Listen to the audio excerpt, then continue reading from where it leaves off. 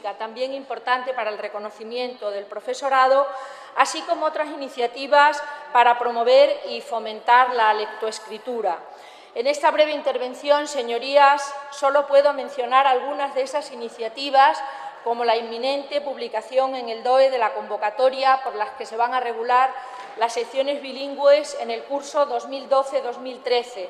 Igualmente, se publicará también en muy breve la convocatoria para autorizar la creación de secciones bilingües en formación profesional con carácter experimental para esa excelencia también en el marco de la formación profesional. Por tanto, con esta nueva convocatoria para las secciones bilingües pretendemos superar la barrera de 7.000 alumnos para el curso 2012-2013 y ampliar el número de centros de 120 actual en un mayor número. Por tanto, que se convierta así el segundo idioma en el tercer ciclo de educación primaria y en una segunda y tercera lengua extranjera en los centros de educación secundaria, sin olvidar el importante programa Realce para el idioma portugués. Muchas gracias, señorías. Gracias, señora consejera. Tiene su señoría de nuevo la palabra. Gracias, presidente. Señora consejera, felicitaciones porque año difícil donde los haya. Mientras unos hablan de malos augurios, otros de agoreras opiniones, el esfuerzo de la Administración queda patente en uno de los ejes vertebradores de la política educativa de este Gobierno, que es el del fomento del plurilingüismo. Fomento del plurilingüismo que demuestra el compromiso de este Gobierno en la continua transformación y mejora del sistema educativo, acorde con los sistemas educativos de calidad que existen en otros países y que tienen un mayor éxito educativo. Decía hoy el presidente a nivel nacional que dejáramos de escuchar el ruido y nos dedicáramos a hacer lo que debemos hacer.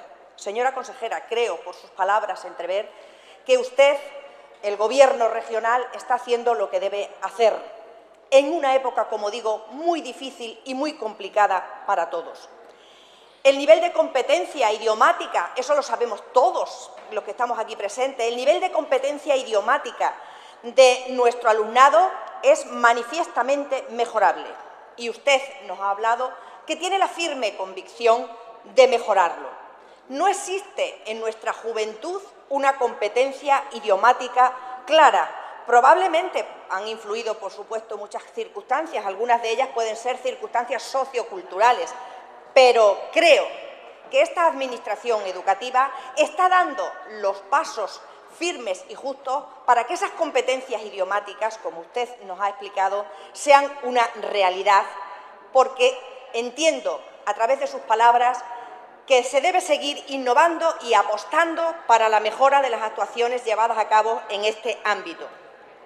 La lacra juvenil, la lacra del paro juvenil, es un auténtico drama social que ronda el 50% en nuestra comunidad autónoma.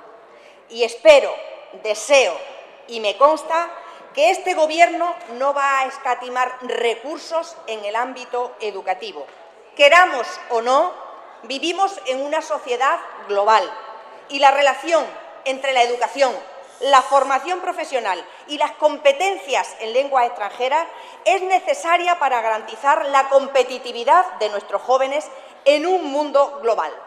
Este Gobierno, y repito, en una época muy difícil, apuesta, y se desprende por sus palabras, por nuevos enfoques metodológicos de enseñanza y aprendizaje de las lenguas extranjeras, así como considero también, puesto que en algunos de los centros que visito están apostando por las nuevas tecnologías de la comunicación, la capacidad emprendedora e innovadora y la inteligencia emocional, como recoge también en la Ley de Extremadura. Nos ha hablado de una generalización progresiva de las secciones bilingües, del programa Realce, de la importancia de los laboratorios virtuales de inglés.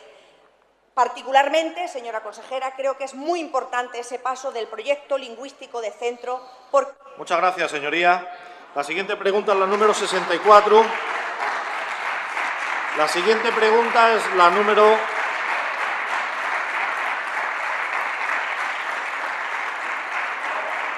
La siguiente pregunta es la número 64 y tiene esta presidencia, señoría, notificación por el autor de la misma de la retirada.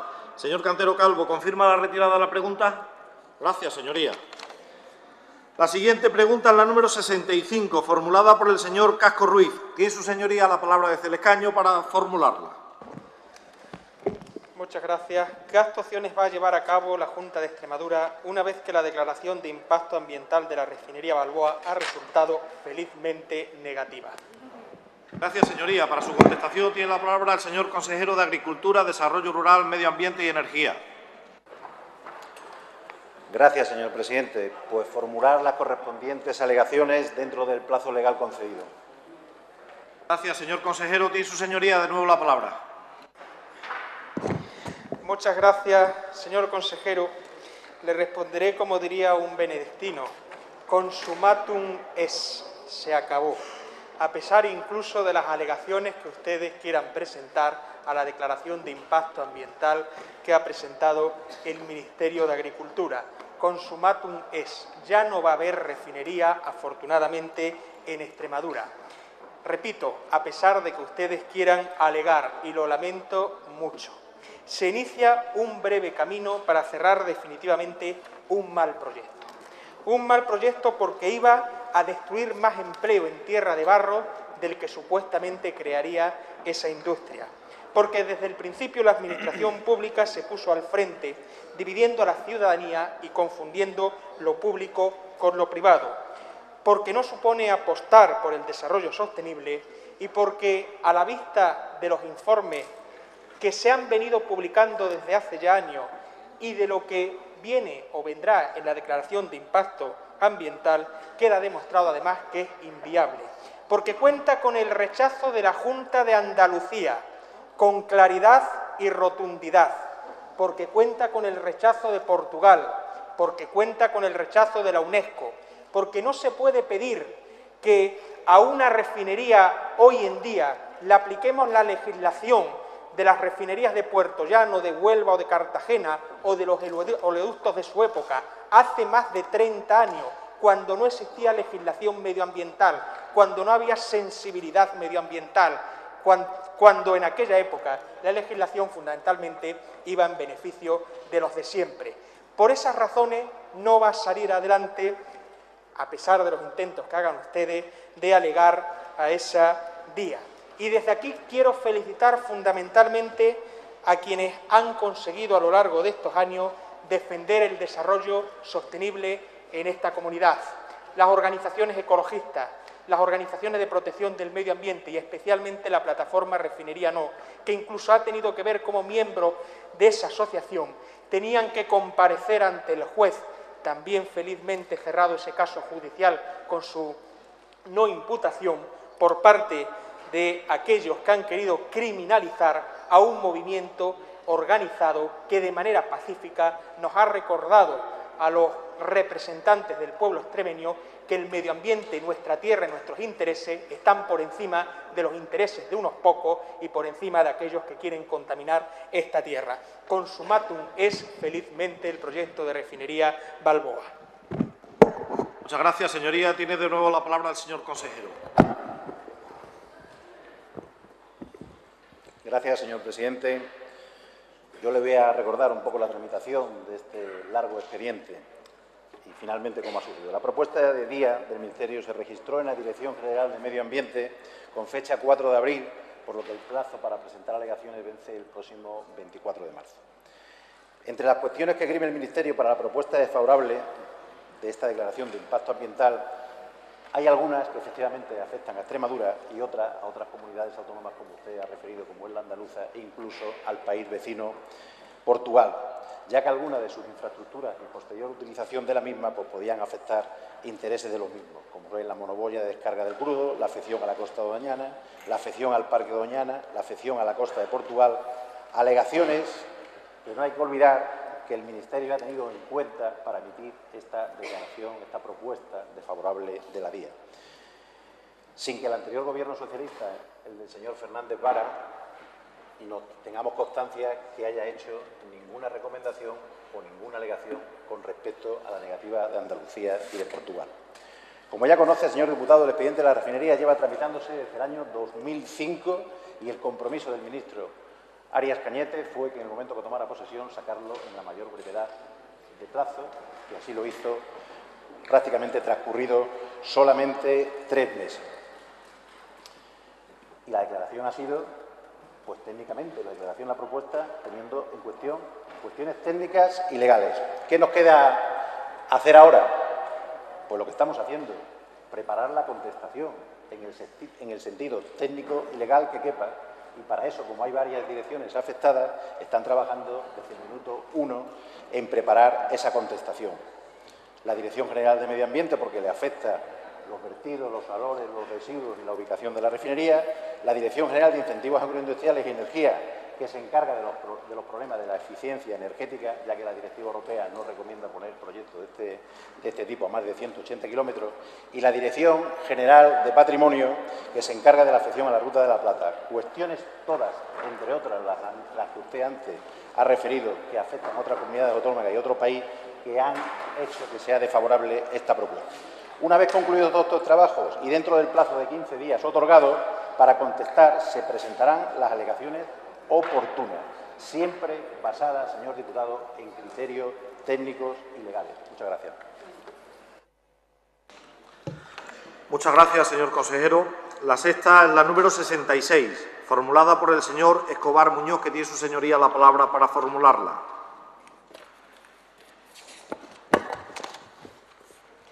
Señora consejera, ¿qué está haciendo y qué tiene previsto hacer la Consejería de Educación y Cultura para garantizar la supervivencia de las empresas profesionales extremeñas de artes escénicas y el mantenimiento de sus puestos de trabajo? Gracias, señoría. Para su contestación tiene la palabra la señora consejera de Educación y Cultura. Señoría, efectivamente, la Consejería ya está haciendo una serie de acciones, como son la red de teatros, las ayudas a la producción y a las giras, la programación en los distintos espacios escénicos, el apoyo a los festivales en Extremadura y, en particular, el Festival Internacional de Teatro Clásico de Mérida. Gracias, señora consejera. Tiene su señoría de nuevo la palabra. Usted sabe que estoy hablando de un colectivo de unas 50 empresas, 50 pequeñas y medianas empresas, que reúnen en torno a unos 300 puestos de trabajo. Y la situación es de incertidumbre, de preocupación por el mantenimiento de su forma de vida, porque se está produciendo por parte de la Consejería una demora excesiva en el pago de la factura atrasada, incluso paralización en la tramitación de la factura reciente. Usted menciona la red de teatros, pero todavía no se ha publicado para el ejercicio que está en vigor las ayudas a la producción y a la gira. No se ha publicado todavía la red de teatros que contribuiría a regular ese espacio ambiguo que hay entre las compañías profesionales y las compañías de aficionados. Y le recuerdo que las compañías profesionales son las que pagan IVA, tienen seguridad social, etcétera, etcétera, con todo el respeto y con todo el cariño para las empresas de aficionados, que también tienen que tener su espacio. Si se produce la regulación de la red de teatro, quedará claro las vías de acceso de unas compañías y otras a esa red. Por lo tanto, espero que la consejería que usted dirige acelere esos proyectos que están pendientes, esas acciones que están pendientes, porque desde luego no sería deseable que este colectivo de personas que han optado por la farándula terminen siendo unos titiriteros que terminan pasando la gorra, porque eso es prácticamente lo que puede ocurrir. Hay miedo, hay incertidumbre y hay preocupación por el mantenimiento de una forma de vida que desde luego es tan digna como otra cualquiera, y me atrevería a decir que es más necesaria quizá que otra, porque en estos tiempos de crisis una sonrisa, un rato de distracción es tan necesario y tan saludable como otras medidas. Y estos compañeros, estos ciudadanos son los que nos traen esa posibilidad. Y insisto en que tiene que quedar regulado a través de la red de teatro las vías de acceso y el tratamiento, que hasta ahora es un poco ambiguo, entre unas compañías y otras. Usted sabe que Diputación paga las mismas cantidades a unas empresas que a otras, aunque unas en concepto de, algunas, digamos, incrementándoles el IVA. Las mismas cantidades son, y eso quizás no debería ser así. De todas maneras, creo que si cuando se publica la red de teatro quedaría regulado un espacio suficientemente amplio para que los profesionales y los aficionados puedan desarrollar la actividad que más les gusta, con la diferencia de que a algunos esa actividad es su forma de vida. Muchas gracias, señora consejera. Muchas gracias, señoría. Tiene de nuevo la palabra la señora consejera. Muchas gracias, señor presidente. Señor diputado, efectivamente es un sector importante en nuestra comunidad que mueve ese colectivo profesional y le tengo que transmitir para su tranquilidad y también para ese colectivo que en este primer semestre ya se ha puesto en marcha la red de teatros y música, en la que le voy a informar que hasta mediados de julio van a participar exactamente 38 compañías de teatro, 33 grupos musicales, 5 compañías no extremeñas, que se llevará en total 181 actividades de artes escénicas a 42 municipios de la región, con un importe total ya efectivo de 479.690,92 euros. Además, se ha publicado la orden que regula esa solicitud de los ayuntamientos para acogerse al programa 1, los escenarios móviles que van a llegar exactamente a 57 localidades y van a participar 24 compañías de teatro, 30 grupos de música y folclore, con un presupuesto total de 460.000 euros. Y en breve van a pasar a Consejo de Gobierno para su aprobación y posterior publicación en el DOE los decretos que regulan también las ayudas a la producción de espectáculos y giras. Esto sí está pendiente y vamos a agilizarlo. Por otro lado, los consorcios del Gran Teatro de Cáceres y del Teatro López de Ayala, así como la Sala Trajano de Mérida, incluyen también en su programación, y así lo hicimos constar, espectáculos producidos muy particularmente por compañías extremeñas, como se ha anunciado recientemente en los medios de comunicación. Seguimos firmemente apoyando los festivales, los distintos festivales, no solo económicamente, sino implicando a la ESAD, a la Escuela Superior de Arte Dramático de Extremadura, en la colaboración, en la participación en esos festivales, tanto de música como de teatro, que se celebran en toda Extremadura a lo largo del año. Y, por supuesto, en el Festival Internacional de Teatro Clásico de Mérida va a haber 2 producciones totales extremeñas que tendrán la oportunidad de demostrar la excelencia de nuestras compañías y de nuestros profesionales, y le puedo adelantar que exactamente un total de 38 actores extremeños van a pisar este verano el escenario del Teatro Romano, una cifra muy alta para lo que ha venido siendo habitual en las ediciones anteriores. Esta información la presentaremos próximamente con la programación del Festival de Teatro, y fue una condición sine qua non que impusimos a la compañía, a la empresa que ha asumido la organización del Festival de Teatro Clásico de Mérida, el que hubiera una participación superior al 33% de compañías extremeñas. Muchas gracias.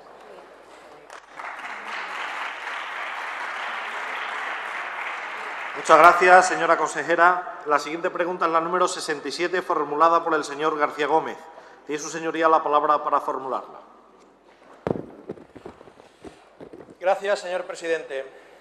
¿Piensa la Junta de Extremadura formular alegaciones a la declaración negativa de la DIA sobre la refinería Balboa? Gracias, señoría. Para su contestación tiene la palabra el señor consejero de Agricultura, Desarrollo Rural, Medio Ambiente y Energía.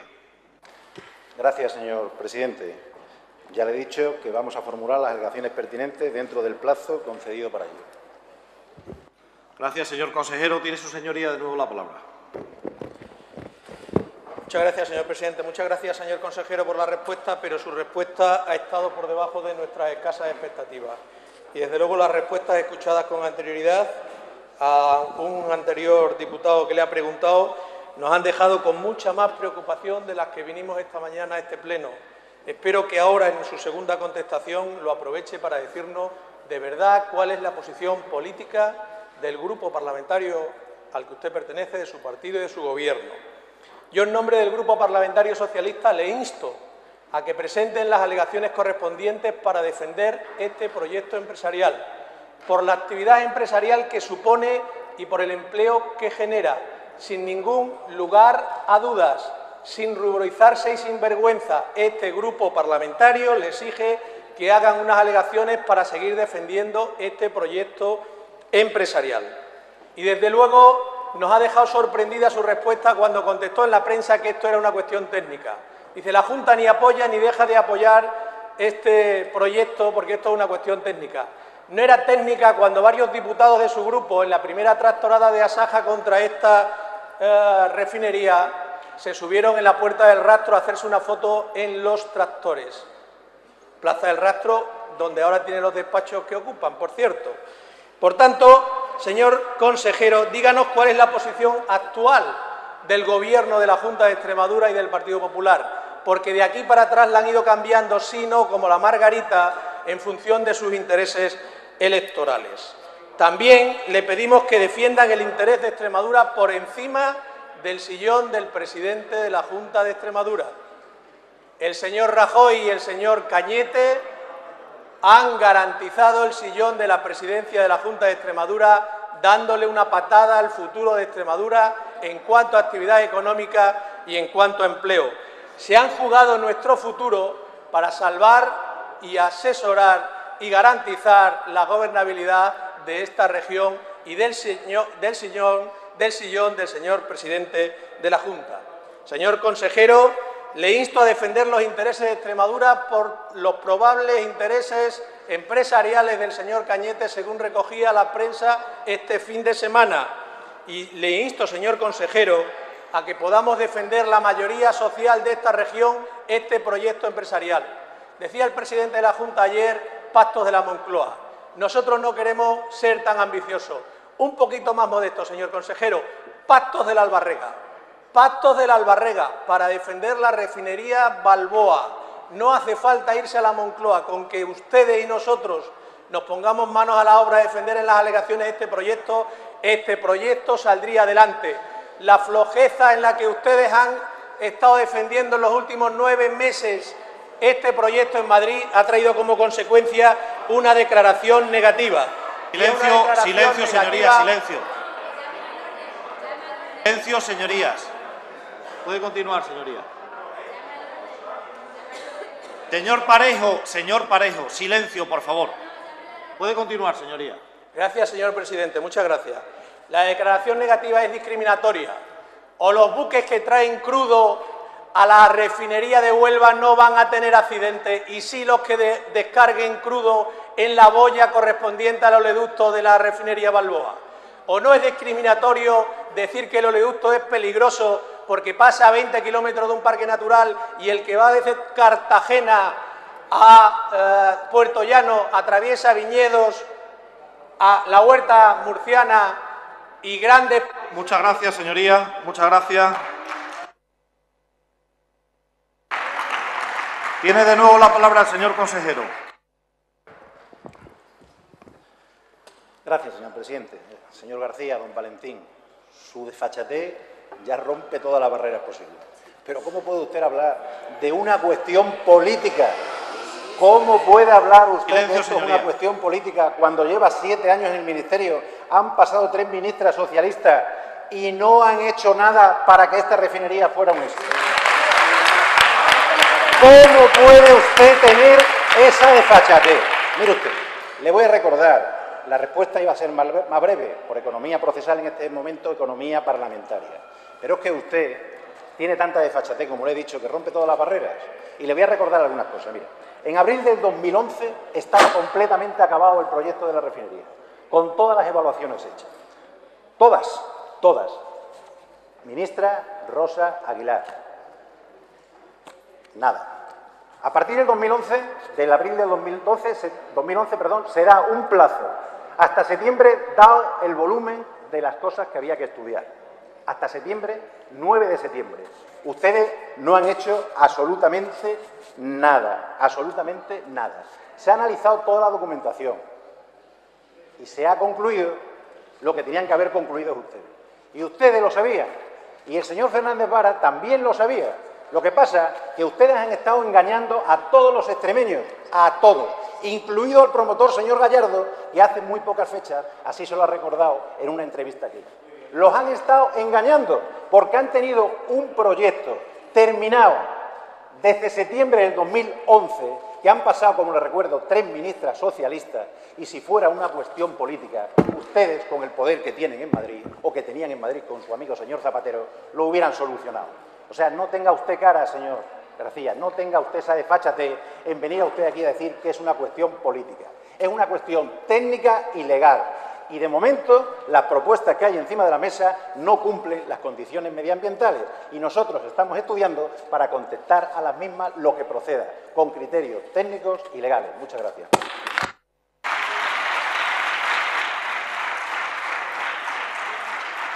Gracias, señor consejero.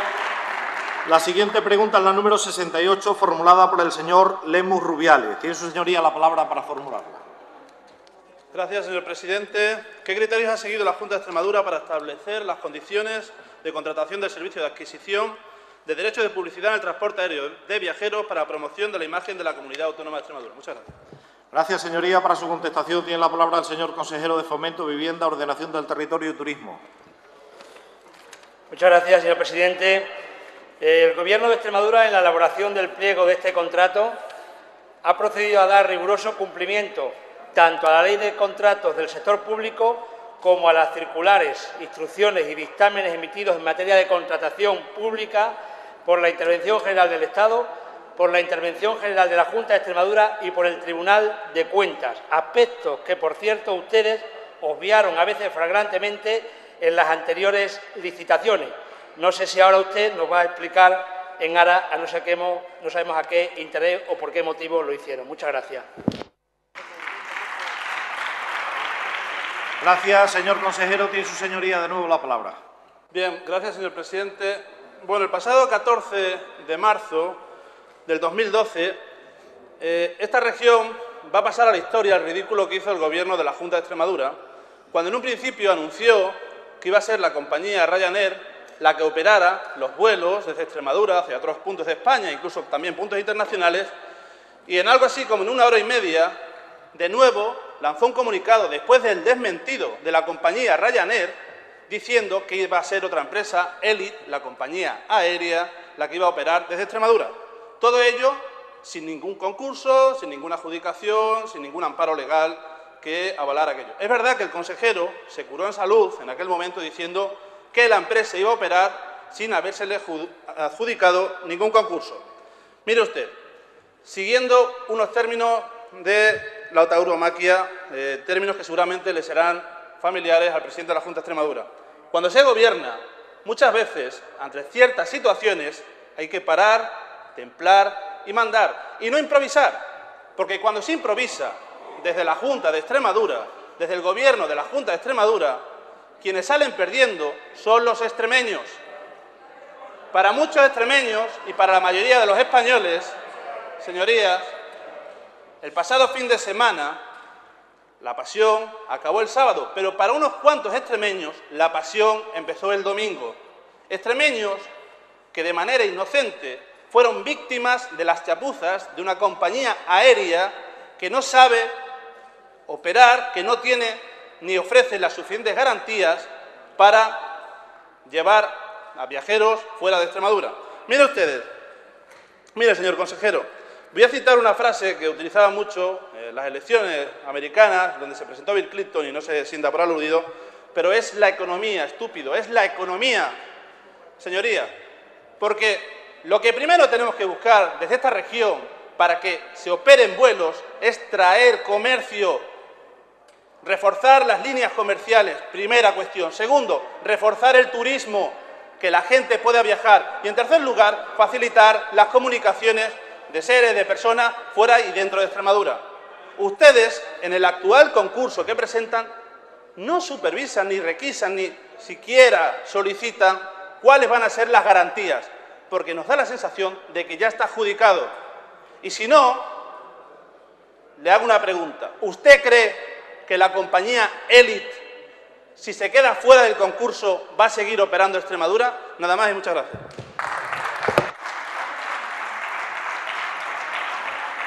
Muchas gracias, señoría. Tiene de nuevo la palabra el señor consejero.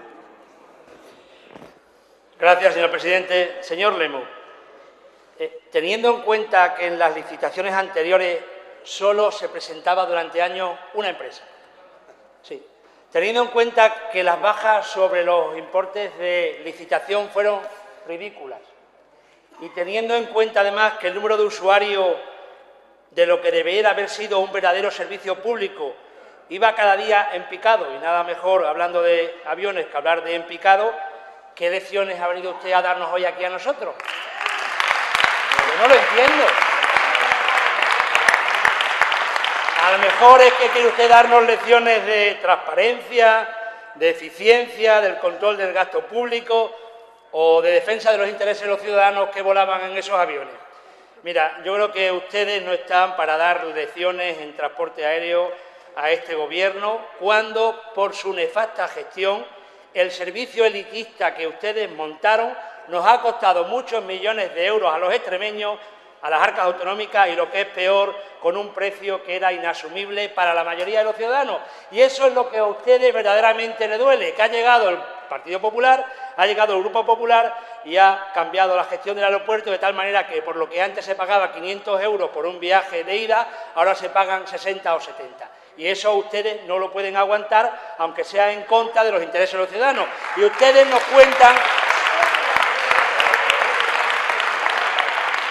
nos vienen a hablar de una anécdota que efectivamente, una avería en un avión que se produce y que no puede salir y que precisamente esa avería se produce para más INRI, también viene a colación el término, el domingo de Resurrección, donde todos los aviones de este país están volando, pues porque ese día se producen la mayor número de operaciones que se producen en los aeropuertos.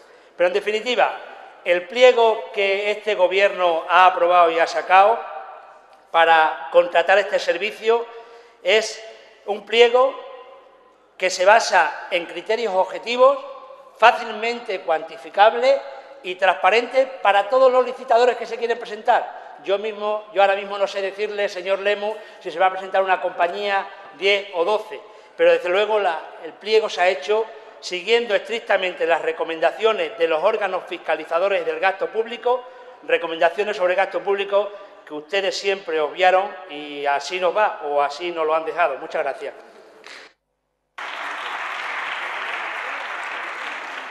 Gracias, señor consejero. La siguiente es la pregunta número 69, formulada por la diputada señora Mateos Nogales. Tiene su señoría la palabra para formularla. Gracias, señor presidente.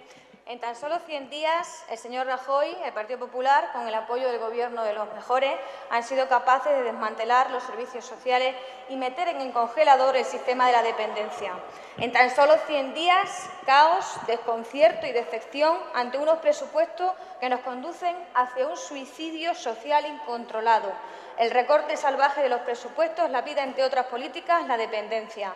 Los datos que manejamos arrojan que los presupuestos generales del Estado suponen la supresión del nivel acordado en el sistema de atención a la dependencia. Por tanto, ¿qué impacto van a recibir en nuestra comunidad autónoma las políticas dirigidas a las personas en situación de dependencia tras el drástico y duro recorte del 13,7% de los presupuestos generales del Estado para el 2012? Gracias, señor presidente. Gracias, señoría.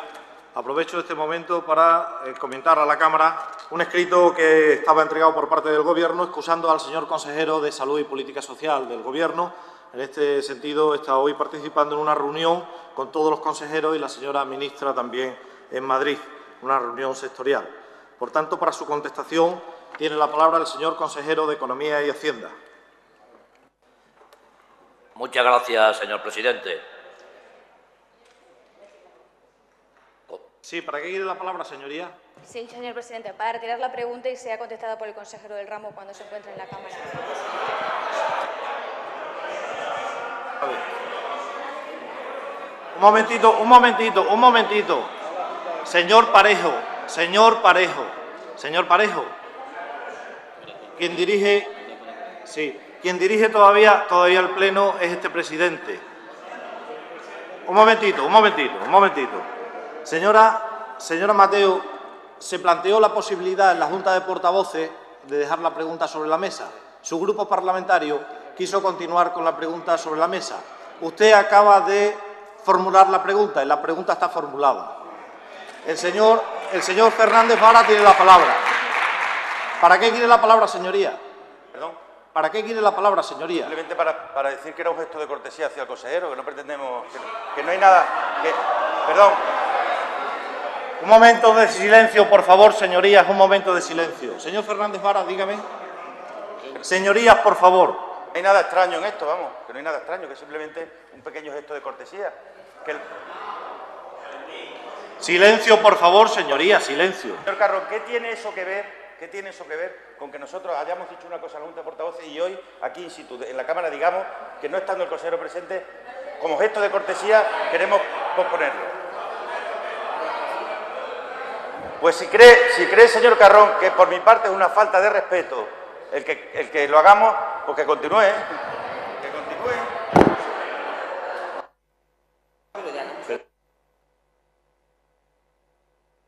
Gracias, señoría.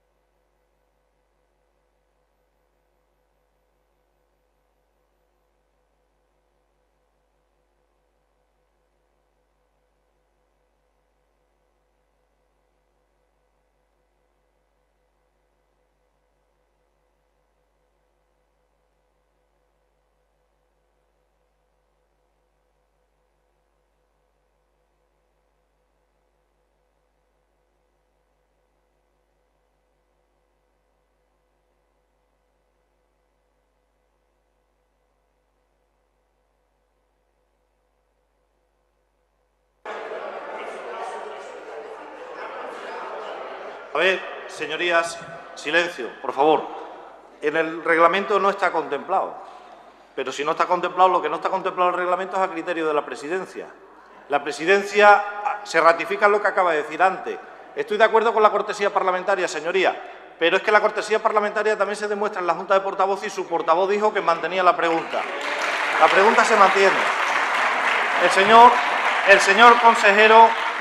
El señor consejero de Economía y Hacienda, para su contestación, tiene la palabra. Sí, lo tendré en cuenta el tiempo, señor consejero. Claro. Muy bien, muchas gracias. Señora diputada, si su interés al plantear esta pregunta es el de velar por las personas dependientes, le tengo que decir y espero que la aborde con la verdad, el rigor, la seriedad y la coherencia que al menos yo en mi próxima intervención la voy a contemplar. Muchas gracias, señor consejero. Señoría, tiene de nuevo la palabra. Gracias, señor presidente. Esa es la política del sentido común que iba a empezar a aplicar el señor Rajoy y ustedes aquí, el Gobierno de los mejores, la siguen aplicando en la Comunidad Autónoma de Extremadura. Pregunten lo que quieran, que yo diré lo que quiera también. Esa no es una respuesta en la ausencia del consejero responsable del ramo, del rigor que siempre usted ha caracterizado en los datos, en los números en esta Cámara. Suspenso ahí, en ese sentido, señor. Sí, suspenso, porque si ustedes son tan transparentes y quieren decir la verdad, silencio, esta señorías. pregunta, señor consejero, está formulada con rigor. Son datos de los presupuestos generales que arrojan los presupuestos generales del Estado de su presidente, 13,7 de el contexto del departamento ministerial. Y hay mucho que decir, no solo que afecta a dependencias, sino a políticas transversales que afectan a dependientes. O sea, no saque la letra pequeña, porque en ese análisis también entramos los socialistas porque sabemos interpretar los presupuestos. Mire, señor consejero, estos presupuestos son crónicas de una muerte anunciada. Crónica de una muerte anunciada por los responsables que lo han confeccionado. No iban a subir los impuestos, lo subieron. No iban a abaratar el despido, lo han hecho. No iban a tocar la sanidad y la educación. Un regalito, 10.000 millones menos para los ciudadanos de este país. Esa es la política de coherencia que ustedes desarrollaban. Simplemente no están a la altura de ese desafío, no están a la altura de las necesidades de los ciudadanos. Y no lo están ni en el país ni lo están en esta comunidad autónoma. De esa incapacidad de poner en valor las políticas sociales ya ha hecho gala el señor Rajoy, pero es que ustedes están haciendo aquí esta comunidad autónoma. Se cierra Prosuba 15 en Herrera del Duque, afectadas a estas políticas. Se va a cerrar la residencia de ancianos de Trujillo el Conquistador, afectadas a estas políticas. Tienen centros de días en esta comunidad autónoma, particularmente en Mérida, en la que no los ponen al 100% de funcionamiento, al 80% de su capacidad. Esa es la política que ustedes destinan a las personas, a los dependientes en esta comunidad autónoma. Los presupuestos arrojan datos de 283 millones de euros, menos para todos los dependientes de este país, y afecta a las comunidades autónomas. Y ahora usted me dará el dato que afecta en esta comunidad autónoma a los dependientes. La misma cuantía que pone o no va a poner en este caso el Gobierno de España, el Gobierno de los mejores lo hará, porque así lo dice la ley. Así lo dice la Ley de Atención a la Dependencia. futuro incierto a los 27.000 dependientes de esta comunidad autónoma. Por tanto, estos presupuestos vulneran el compromiso de que al menos la ley fuera implantada en su totalidad hasta el 2015 y esta ley cumple lo que establece la propia ley, de resolver en plazos de 6 meses. Y eso lo ha hecho el Gobierno del Partido Popular, el Gobierno que se dedica a las personas, el Gobierno de los mejores. Y ustedes, el señor Monago, subraya las políticas del Partido Popular. Muchas gracias, señoría. Tiene de nuevo la palabra el señor consejero.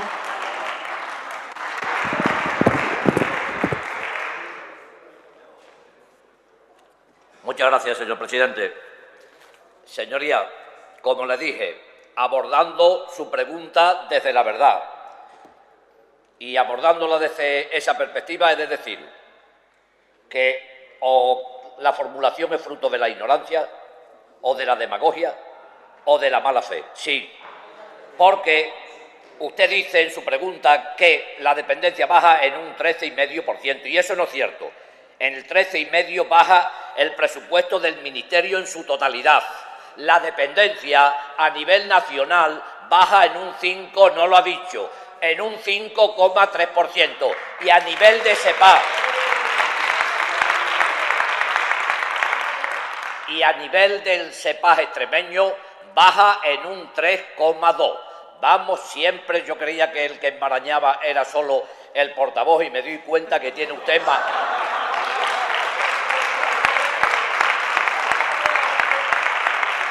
Que tiene usted magníficas discípulas. En segundo lugar, y abordando el tema de la responsabilidad, le tengo que decir que la situación de partida en la que encontramos la dependencia cuando asumimos al Gobierno era de una deuda de 11 millones de euros. Y mire usted, señoría, ese punto de partida no autoriza a nadie con pudor político a formular esta pregunta, por lo que he de continuar diciendo y tachando su intervención de al menos imprudente. Y hablando ahora desde la coherencia, no se le puede exigir al actual Gobierno en esta coyuntura económica lo que ustedes no impulsaron cuando contaban con recursos públicos suficientes y que además prefirieron dilapidar, desatendiendo gravemente la atención de la dependencia, como le voy a explicar inmediatamente. Mire usted, durante los años 2007 y 2008 se produjeron numerosos retrasos en la gestión de la ayuda a la dependencia, de tal manera que los tiempos medios de pago fueron de más de 400 días. Y si tenemos en cuenta en los casos de los grandes dependientes, tardaron hasta 2 años en hacerlos efectivos. Durante el año 2010 se produjo un retraso de casi 5 meses en los pagos de las nóminas mensuales de las prestaciones económicas, que afectaban a más de 10.000 expedientes que tenían desatendidos. ¿Y saben lo que hicimos cuando llegamos nosotros? Que en solo unos pocos meses pusimos absolutamente todos los expedientes al día. Muchas gracias.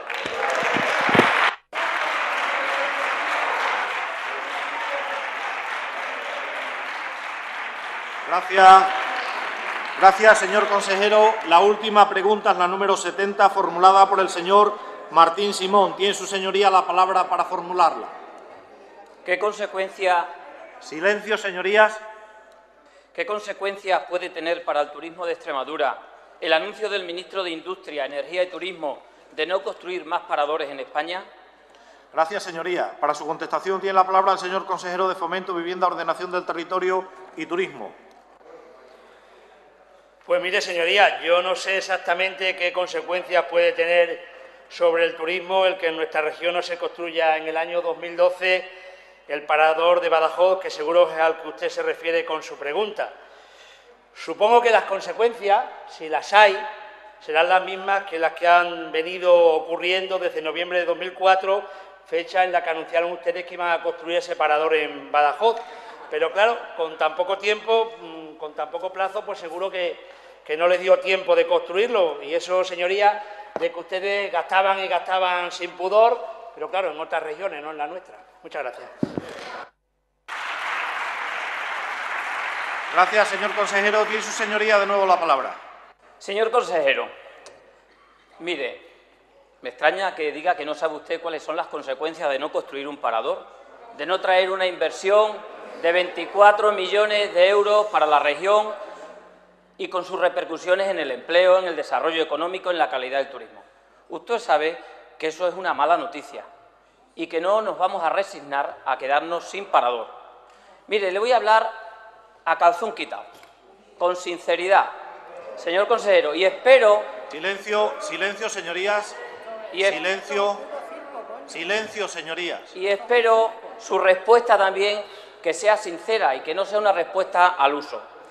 Mire, las declaraciones del ministro de Turismo nos han producido a este grupo parlamentario una enorme preocupación, una alarma, y creo que no va en el interés de Extremadura ni de los extremeños, ni del desarrollo, ni del empleo, ni de un turismo de calidad.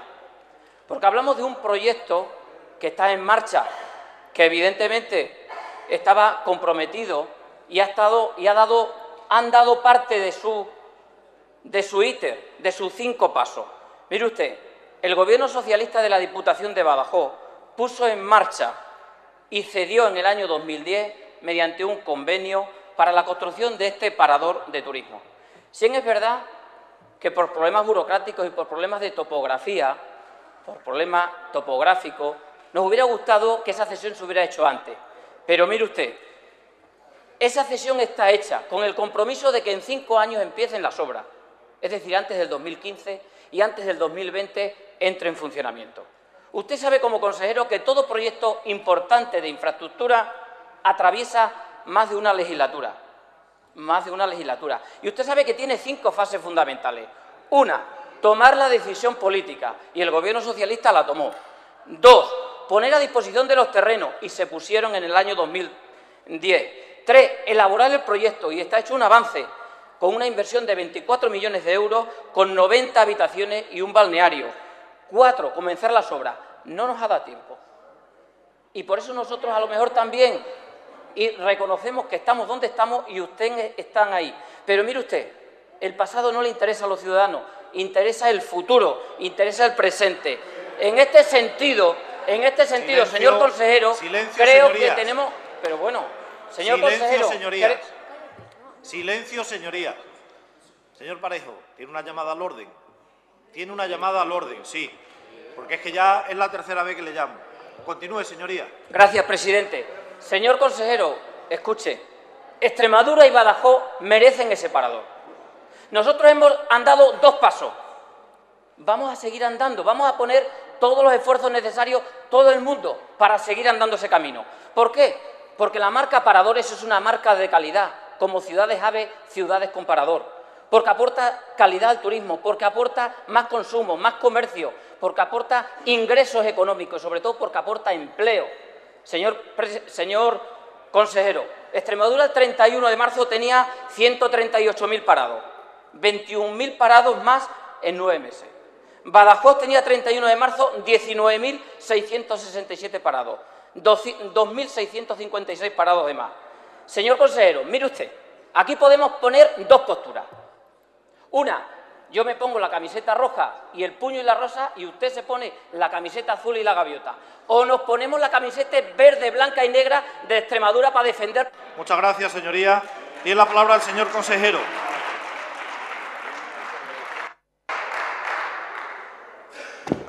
Gracias, señor presidente. ¿Sabe, señoría, cuál es la peor consecuencia que para el turismo de España y de Extremadura ha tenido su gestión? Pues la situación de quiebra técnica en la que han dejado ustedes o el Gobierno socialista la empresa Paradores de España. Sí, sí, señoría.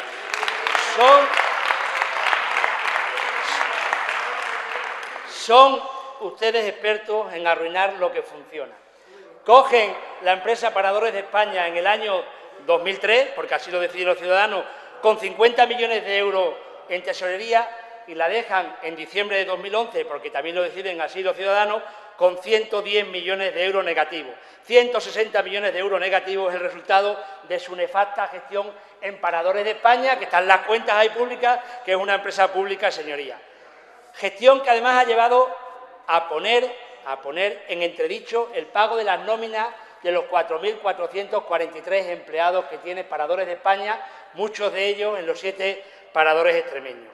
Por eso, la prioridad del Gobierno de esta nación es de nuevo hacer viables Paradores de España y que los mismos sigan siendo, los 7 extremeños también, como usted ha dicho, pues un buque insignia, una apuesta de la calidad del turismo de nuestro país que tiene que servir como modelo de gestión y de turismo de calidad en nuestro país. Después, señorías, vendrán las ampliaciones, las reformas o los nuevos paradores, pero el primero que tiene que hacer el Gobierno es poner orden en el desorden que ustedes han dejado. Mire, en el año 2010, en los presupuestos generales del Estado figuraban para el parador de Badajoz 200.000 euros.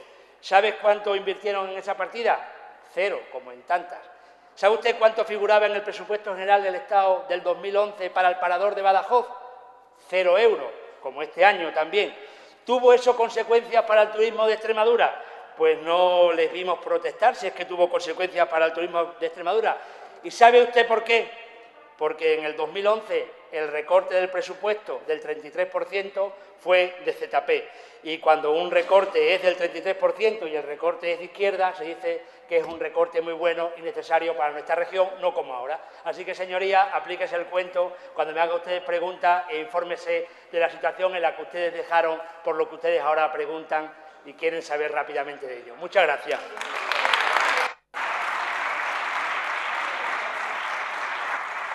Muchas gracias, señor consejero. Una vez sustanciadas las preguntas, continuamos con la propuesta de pronunciamiento de la Cámara número 28, instando al Gobierno de España a defender ante el Parlamento Europeo y ante el Consejo de inclusión del corredor Eje 16 dentro de la red básica transeuropea de transportes y a incluir en los presupuestos generales del Estado para el 2012 las partidas necesarias para la ejecución de la línea Badajoz-Puerto Llano en el trazado de referido eje, formulada por el Grupo Parlamentario Socialista PSOE Regionalistas. En primer lugar, para su defensa tiene la palabra por dicho grupo parlamentario el señor Macías Martín, por tiempo de 10 minutos.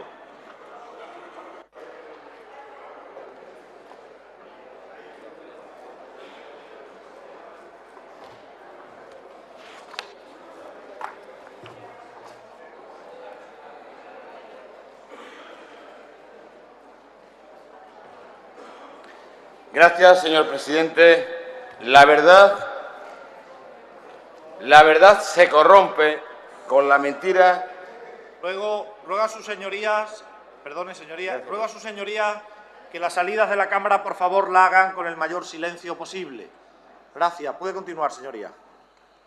Gracias, presidente. Decía que la verdad se corrompe tanto con la mentira como con el silencio. Cicerón. Quiero manifestar en nombre del Grupo Socialista Regionalista que el eje 16 en el tramo extremeño, sea o no una realidad, depende no de la Comisión Europea ni del Parlamento Europeo, depende del Gobierno de España y de la decisión política de incorporarlo a los presupuestos generales del Estado en el año 2012. El señor Monago ha utilizado el eje 16 como arma electoral, instrumento de propaganda y autobombo. El eje 16 ha sido para el Gobierno de los mejores el gran pretexto para ocultar su incompetencia como Gobierno, su carencia de proyecto para Extremadura y ha puesto de manifiesto su nula influencia en el Gobierno de Rajoy. Señorías, el Grupo Socialista Regionalista presenta, por lo tanto, una propuesta de pronunciamiento que tiene 3 ideas básicas que voy a enunciar brevemente. Primero, insta al Gobierno de España a defender ante el Parlamento Europeo y el Consejo de Europa la inclusión del corredor Eje 16 dentro de la red básica de transporte europea. Segundo, insta a la Asamblea de Extremadura a que el Gobierno de España ejecute simultáneamente, a la misma vez, con recursos económicos equivalentes, tanto el corredor central como el Mediterráneo. Y tercero, que la Asamblea de Extremadura insta al Gobierno de España a incluir en los presupuestos generales para 2012 las partidas necesarias para la ejecución de la línea Badajoz-Puerto Llano. La primera idea, es defender de verdad y ante las instituciones europeas la inclusión del eje 16 en la red básica de transporte de Europa. Europa ha rechazado, señor consejero, y usted lo sabe, incluir el corredor central en la red básica por considerarlo improbable que esté finalizado en el año 2030. Ese es el argumento que se ha dado siempre desde Europa. Por dos razones. La primera, porque Europa dice no al túnel con Francia por los Pirineos de Huesca, por el escaso interés que la Administración francesa tiene por esa inversión. Y, en segundo lugar, Portugal apuesta por el corredor atlántico. Tan es así que tras la reunión que mantuvo la ministra de Fomento de España con el ministro de Economía, hubo una declaración oficial en la cual se pronunciaban en poner en marcha todas las medidas posibles para que el corredor atlántico tuviera en funcionamiento cuanto antes, fuera prioritario, y para ello se comprometían a hacer gestiones con Francia. Por lo tanto, la dificultad del corredor eje 16, por una parte, es por los socios.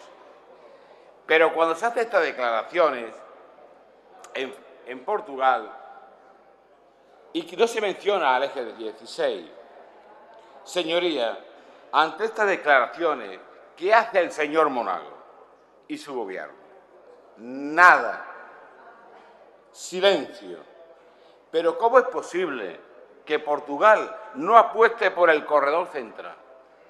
Después de la intensa actividad internacional desarrollada por el presidente del Gobierno de los Mejores, que en tan solo una semana se entrevista con el ministro de Economía de Portugal, el primer ministro de Portugal y el presidente de la República de Portugal, con estos últimos en la fiesta de Campomayor. Y según nota oficial de la Junta de Extremadura, han coincidido en señalar la importancia de mantener como prioritario en los proyectos europeos el eje 16. En esta fecha, en un ataque de euforia, un miembro destacado del Gobierno de los Mejores dice: es un ejemplo de cómo sudar la camiseta y cómo defender el futuro de los extremeños. El señor Monago está sacando las uñas como nadie. Lo había hecho y en los últimos 30 años había defendido con ese ahínco los intereses de Extremadura. Esto es lo que decía un miembro del Gobierno muy conocido y muy prestigioso. Pero la realidad es que aquella intensa actividad diplomática internacional del presidente del Gobierno de los Mejores se reduce a autobombo, a marketing, a fotos y a nada más. Y a nada más, porque a la hora de la verdad, la propuesta de reforma de la ministra no lo apoya nadie, se queda sola, ni Francia ni Portugal. Y habíamos desarrollado, según los miembros del Gobierno, una intensa actividad. Por lo tanto, el rechazo, señoría, se debe a dos razones. Primero, la ministra va con una propuesta de reforma no avalada por los Estados miembros que se ven afectados. Es decir, ni Francia ni Portugal, no hay una propuesta firmada, no hay una propuesta económica, y ya se lo dijimos al consejero en el pasado pleno, que sin compromiso económico no había nada. Y que lo que traía don Víctor del Moral, y eso ya no es pasado, es presente, es humo, como se ve ahora, humo puro y duro. Segundo, dice la Comisión Europea que la documentación que la ministra presenta es una documentación que carecía de rigor técnico. Y ahí me paro, no sigo, ¿verdad? Porque lo que dicen es mucho más gordo. Por eso, señor don Víctor del Moral, no hablando del pasado ni de la herencia, sino de ustedes, de su trabajo, del que realizan, le decíamos el pleno pasado: y ahora era un brindis la propuesta de la ministra, un brindis al sol, porque no tenía ni apoyo económico detrás, ni político, ni había propuestas serias, ni había metodología de cambio, era un puro y simple brindis al sol. Y además era incoherente la propuesta con la actitud que mantenían en España. ¿Por qué era incoherente? Porque en sede parlamentaria el señor Rajoy decía que era prioritario el corredor del Mediterráneo y que se vería reflejado en los presupuestos. Y la ministra, en sede parlamentaria, también a los nacionalistas catalanes le decía que el corredor mediterráneo era prioritario y se iba a ver reflejado en los presupuestos. Y del eje 16 no decían absolutamente nada de los presupuestos. Con lo cual eso también llega a Europa. Y lo que no puede entender Europa es que le diga, reformule usted los trazados transeuropeos y las prioridades, y yo no me implico presupuestariamente con lo que estoy defendiendo en Europa. Eso no se lo cree nadie, nadie. Y por lo tanto es una propuesta incoherente que la señora ministra no defendía en absoluto realmente. ¿Y qué ha pasado, señoría? ¿Qué ha pasado? Pues ya tenemos el proyecto de presupuesto.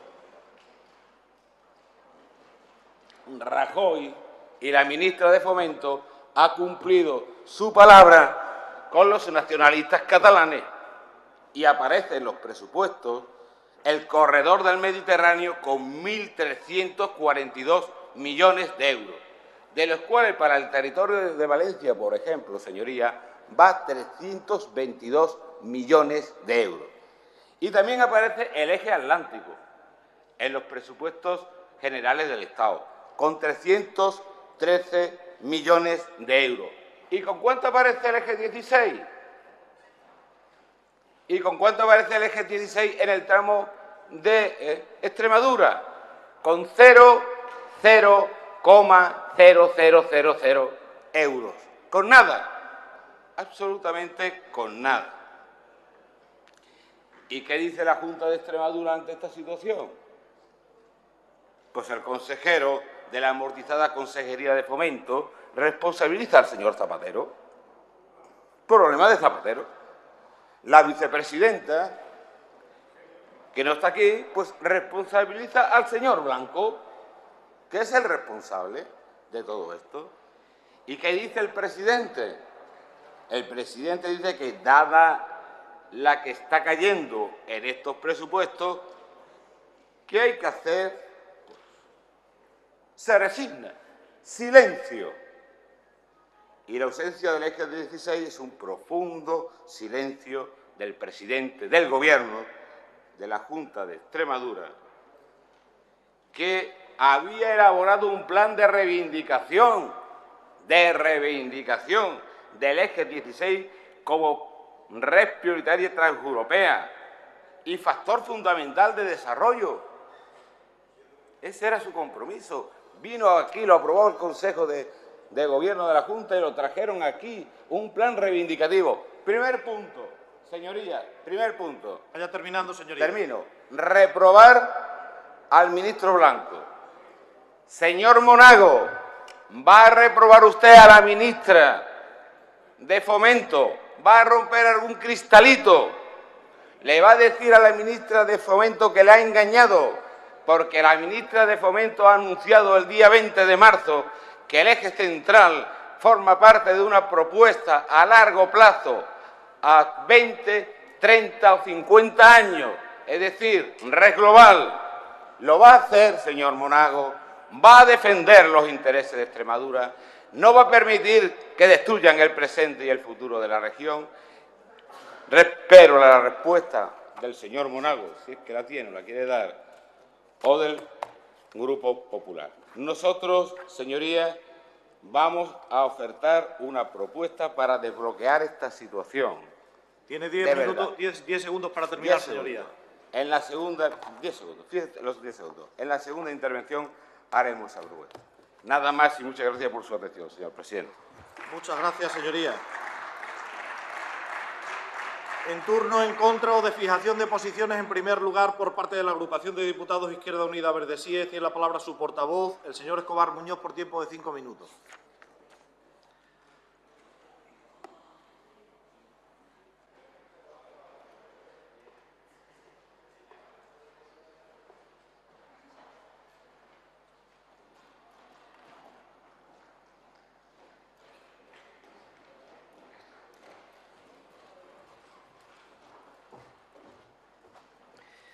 Con su permiso, señor presidente. En una ocasión que Sancho Panza estaba inusualmente melancólico, le dijo Don Quijote: filosófico estáis, Sancho. Y le dijo: señor, es que tengo hambre. No sé si eso tendrá algo que ver con lo que discutimos ahora, porque vuelve el eje 16. Empieza a ser el eje 16 un poco como el santo grial que todos los caballeros buscaban para beneficiarse de sus santificadores y milagrosos efectos. Sería tremendo que al final fuera como el santo grial, que todo el mundo lo busca, todo el mundo lo desea, y desde luego hasta la fecha nadie lo ha encontrado. Creo que es la quinta o la sexta vez que hablamos del eje 16 en la Asamblea. Y creo que no por explicarlo más veces vamos a conseguir que se haga antes. Si es así, pues entonces nos podemos turnar los grupos en forma de pregunta, interpelación, propuesta de impulso, propuesta de pronunciamiento, etcétera, para que en cada sesión de aquí, durante toda la legislatura, volver a hablar del eje 16. Y tengo que decir que aburre este tratamiento repetitivo y es como un péndulo, como una pelota de ping-pong. El ping-pong es un juego, un deporte que se juega muy rápido. El tenis es bastante más aburrido. Terminamos todo, ahora te toca a ti, ahora me toca a mí. Nosotros creemos que el eje 16 es necesario para Extremadura. Me remito a todo lo que hemos dicho ya en cada una de las ocasiones explicando por qué es necesario. Y estamos a favor de manera indudable, inequívoca, firme, irrenunciable, porque el eje 16 es vital para Extremadura. Nunca diremos lo mismo de otras instalaciones o de otros equipamientos como el AVE, por ejemplo, pero el eje 16 nos parece que sí. Y por eso vamos a votar, a pesar del aburrimiento, a pesar de los vaivenes, vamos a votar a favor de la propuesta que hace el señor Macías. Y lo que hace falta es que haya un pronunciamiento claro. No sé hasta qué punto somos soberanos o no para decirle a Europa lo que queremos. No sé hasta qué punto tenemos capacidad de influir en Portugal para convencerles de que Alentejo, al sur del Tajo, soporta un desequilibrio insoportable en el desequilibrio norte-sur en Portugal y que les vendría muy bien. Nosotros estamos dispuestos otra vez a ir a hablar con las cámaras municipales, con las 8 o 10 cámaras municipales que conseguimos hablar, que estaban a favor. Me gustaría saber qué suerte ha seguido la carta que recibió del señor Durão Barroso, del señor presidente de Extremadura, en el que al parecer ahora les parecía bien esa salida. El eje 16 no puede ser una excusa que cada 2 por 3 estemos utilizándolo aquí. Los extremeños creo que ya también están aburridos. Vuelve el eje 16. Es como cuando cada vez había un caballero que quería hacer mérito ante su rey, ante su señor o ante su dama y se iba a buscar el santo grial. No puede ser el eje 16 el santo grial de Extremadura.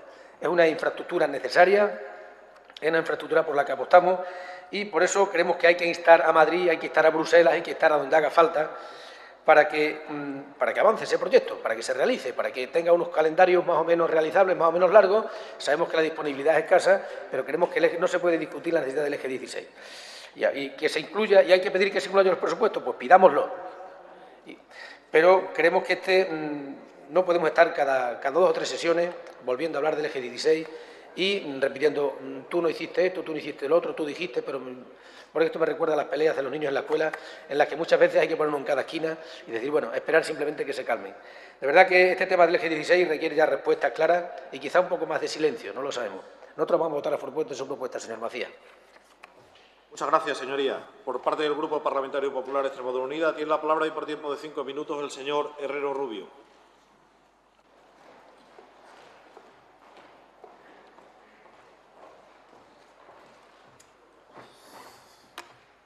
Gracias, señor presidente.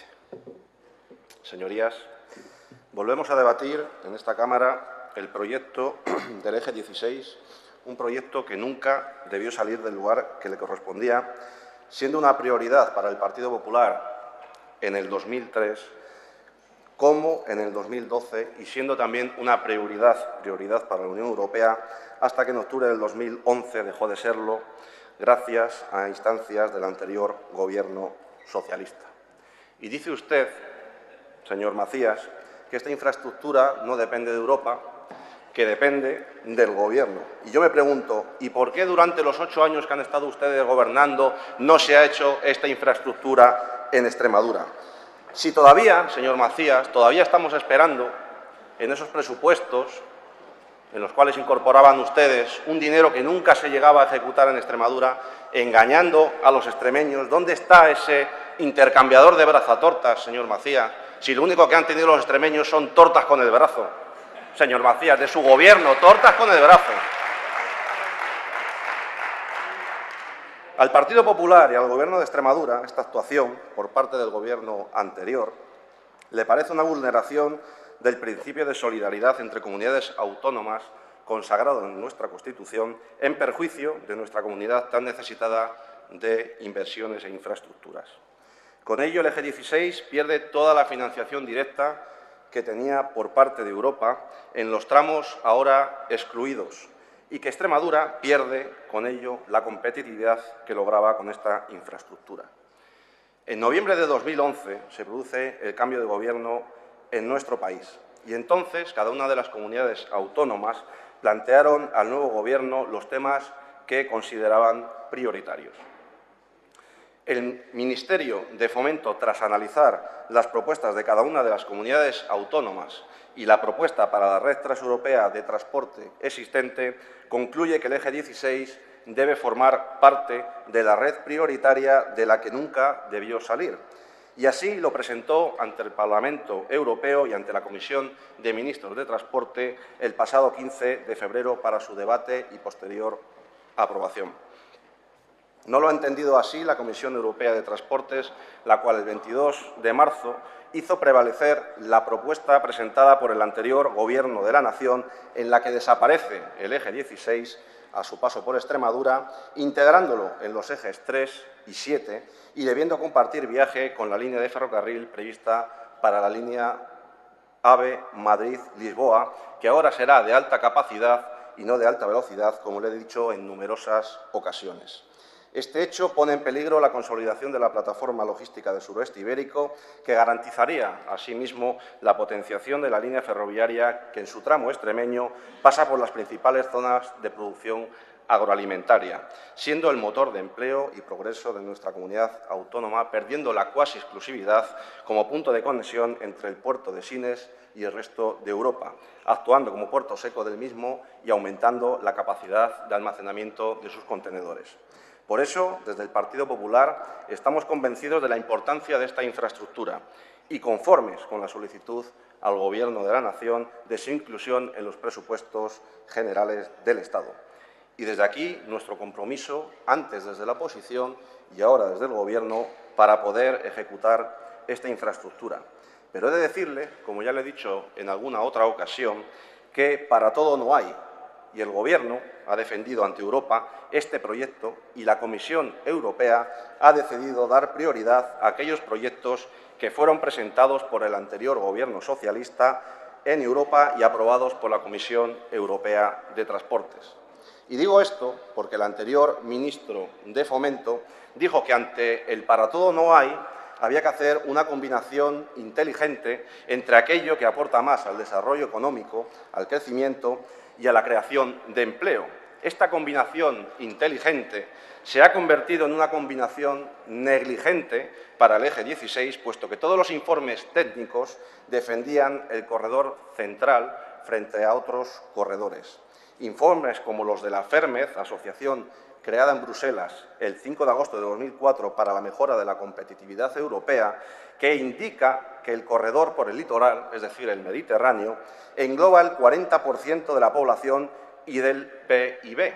Siguiendo estos mismos criterios, el corredor central abarcaría el 83 y el 85% respectivamente. Es el que tiene mayor capacidad para la vertebración económica de toda la península ibérica al discurrir su trazado por el centro del territorio y siempre dará una mayor zona de influencia por la sencilla razón de que un corredor central, a modo de espina de pescado, permite conexiones secundarias en las zonas adyacentes tanto a un lado como a otro del eje principal, mientras que si éste discurre por la periferia solo podrá dar servicio a una de sus márgenes porque la otra está ocupada por el mar. El eje 16 conecta los principales nodos logísticos y plataformas europeas, estando en el centro de los focos de las demandas como Zaragoza, Madrid y Badajoz. El eje 16 reutiliza infraestructuras ferroviarias existentes liberadas por la alta velocidad y optimizando los recursos. El coste del eje 16 es mucho más reducido que otras opciones como la del Mediterráneo, que son hasta 5 veces más caras. Vaya terminando, señor. Voy terminando. El eje 16 es el camino más corto entre África y los centros de producción y consumo centroeuropeos.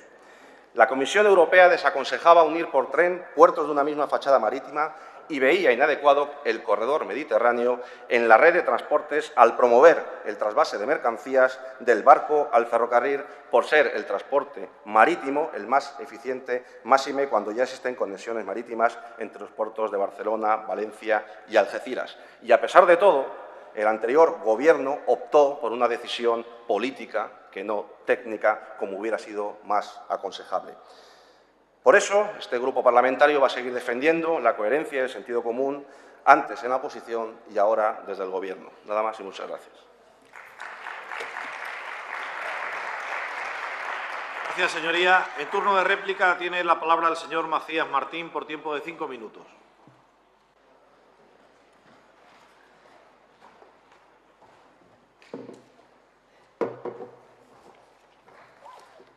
Gracias, señor presidente. Señor Escobar, muchas gracias en nombre del Grupo Socialista Regionalista por el apoyo a la iniciativa. Ese es el camino. Señor Herrero, entiendo que va a votar a favor de la propuesta o que se van a abstener. Pero bueno, bien, le agradezco también el apoyo en nombre de mi grupo, del PSOE Regionalista. Bien, yo, es decir, muy brevemente, porque entramos ya en otra dinámica y hay que seguir por ella, ¿no? Usted sabe perfectamente que en los últimos 8 años de gobierno socialista en esta región, en materia de infraestructura, se han invertido en torno a los 900 millones de euros. Aquí no se trata de a ver quién ha hecho más o quién ha hecho menos. Esa es la realidad, son los datos y es algo objetivo, ¿verdad? Para todo no hay, de acuerdo, estoy de acuerdo que para todo no hay, pero es que estos señores del corredor mediterráneo se llevan 1.342 millones. Frente a cero patatero, ¿verdad? Y estos señores, con todo mi respeto, del eje atlántico, 313 millones. A ver, se puede repartir un poquito, ¿verdad? Yo creo que sí. Por otro lado, le digo, señor Herrero, que usted no estuvo en la legislatura pasada, que el Grupo Popular en la legislatura pasada no tocó el tema del eje 16. Una sola pregunta de la portavoz, doña Teresa Bravo, y punto. Su obsesión, y el hoy consejero de Fomento, entonces portavoz de Fomento, era el AVE. Pero del eje 16, nada. No le preocupó nada el eje 16. Nada. Vaya usted a los diarios sociales. Nada. Bien.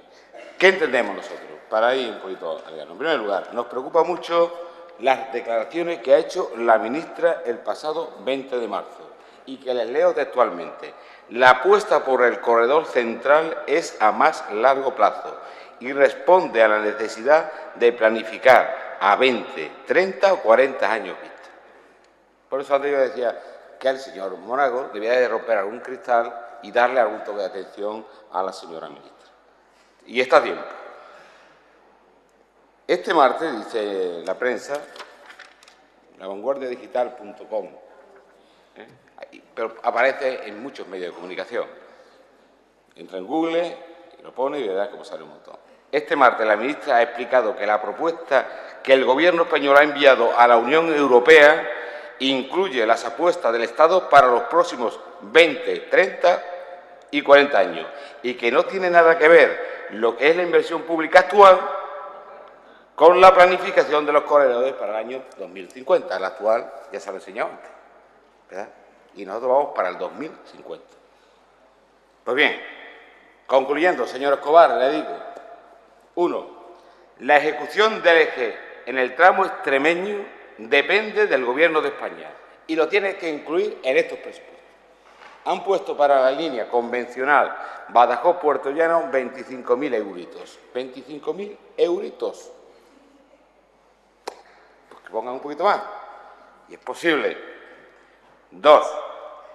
El Gobierno de España se tiene que comprometer a desarrollar los corredores Atlántico, Mediterráneo y Central o Eje 16, por lo menos en el tramo de Extremadura, simultáneamente y de forma equivalente. Y de forma equivalente. Por tanto, repartiendo, si no hay que sacar más, repartir, ¿verdad? Repartir es lo que hay que hacer. De tal forma que vayamos al mismo ritmo para que a la hora de la verdad estemos en igualdad de condiciones. Tercero, el Gobierno de España debe de incluir en los presupuestos generales del Estado para el 2012 las partidas necesarias para la línea Badajoz-Puerto Llano, no 25.000 euritos.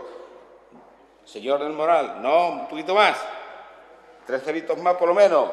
3 ceritos más, que tenga una cierta credibilidad. Porque esto le da después credibilidad para reformular la propuesta en Europa, que lo estamos ya gastando dinero. Y esta propuesta que hoy no hacemos nosotros, lo han hecho en el mes de diciembre del año pasado el PP de Madrid. Porque es que además el eje 16, el trazado que tiene, en gran parte es por el existente actualmente. El Badajoz-Puerto Llano en la zona nuestra y así en el resto. Con lo cual está ejecutado casi el 75% de la infraestructura. Que hay que cambiar ancho de vía, electrificación, etcétera. Pero casi el 75% está. El problema del eje 16 empieza en los Pirineos. Y el problema del eje 16, que es por lo que Europa lo rechaza de incluirlo en la red básica, que tiene que estar finalizada en el 2030, es el túnel de los Pirineos. Y los tenemos que desenganchar de los Pirineos. Y tenemos que plantear que nuestro tramo tiene que estar al mismo ritmo que los demás. Y que el otro siga su ritmo. Y por lo tanto están en la red global y tanto, y van a tener financiación y tanto, pero hasta el 2050, y nosotros tenemos que desvincularlo de esa situación y defenderlo con ahínco y con ganas. Si se dan estas condiciones, es posible que Europa nos pueda adelantar la financiación, porque estamos en la red global, la financiación va a venir, pero en el 2050. El 10 o el 20%, el 80% lo tiene que poner el Estado español, ¿verdad? Luego, si ejecutamos el tramo extremeño... Estamos terminando, señoría. Termino, señor presidente. Si ejecutamos el tramo extremeño, estamos forzando a Portugal a priorizar la salida de sus mercancías por aquí, porque llevamos ventaja. Y eso hay que hacerlo, y eso hay que lucharlo. Y como dice don Víctor, no hay que salir como Aníbal en los Pirineos, hay que llegar a Madrid y hay que presionar donde hay que presionar. Aquí y en Madrid. Nada más y muchas gracias, señor presidente. Muchas gracias, señoría. Para cerrar el debate, los dos grupos parlamentarios, también la agrupación de diputados de menor a mayor, dispondrán de un nuevo turno de 5 minutos cada uno de ellos. En primer lugar, la agrupación de diputados va a hacer uso de la palabra, señoría. Muchas gracias. Por el Grupo Parlamentario Socialista, PSOE Regionalista, tiene de nuevo la palabra, tampoco hace uso de la palabra. Muchas gracias, señoría.